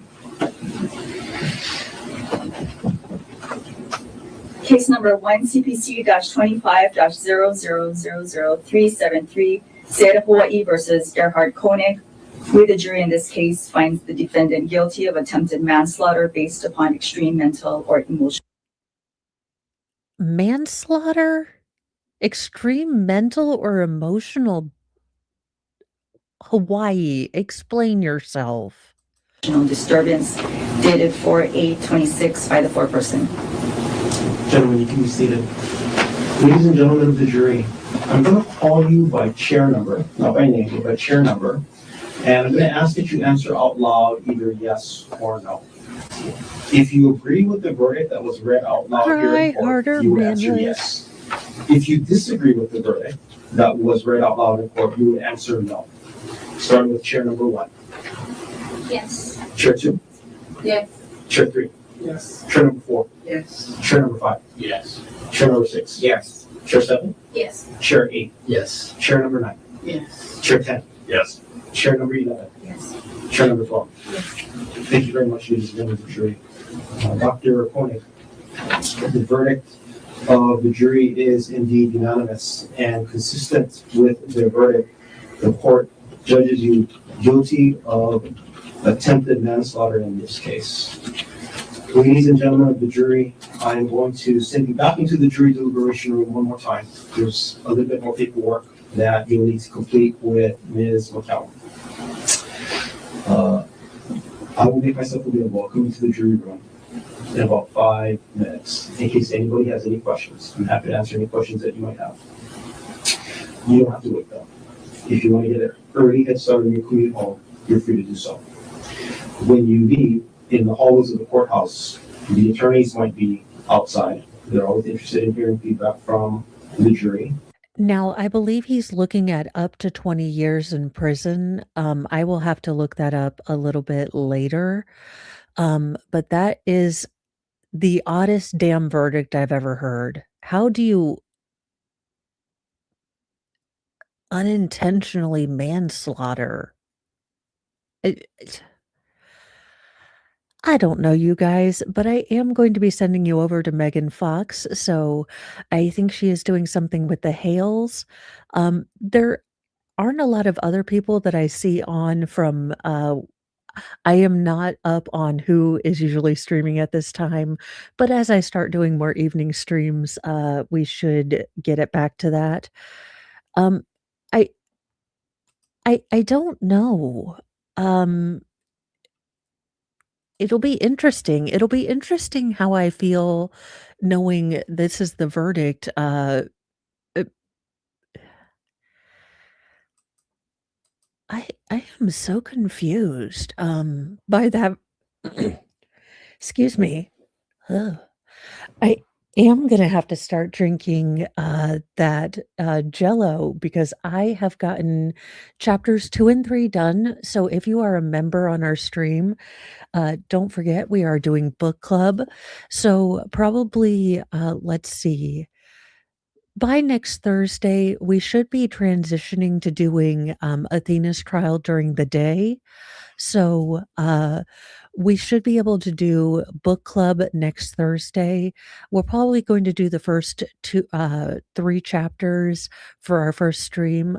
So if you are a member, you have access to me reading the prologue and first chapter in one video, and in the second video, we have chapters 2 and 3. So I'm aiming to get a couple chapters a day. But there you go.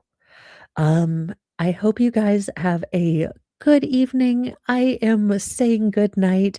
There won't be mornings with Mo tomorrow. I like a procrastinating kid, did not print out any of my tax receipts, so I am going to have to do that before going to meet the accountant tomorrow, which means that I actually have to do that in the morning rather than doing mornings with Mo.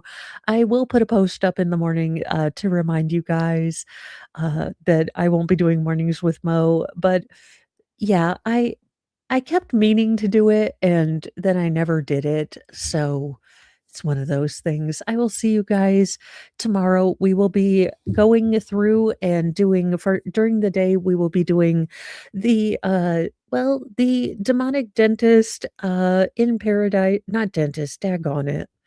Doctor in Paradise, and then we will be doing day 2 or the last little bit of day 1 into day 2 of the Athena Strand case.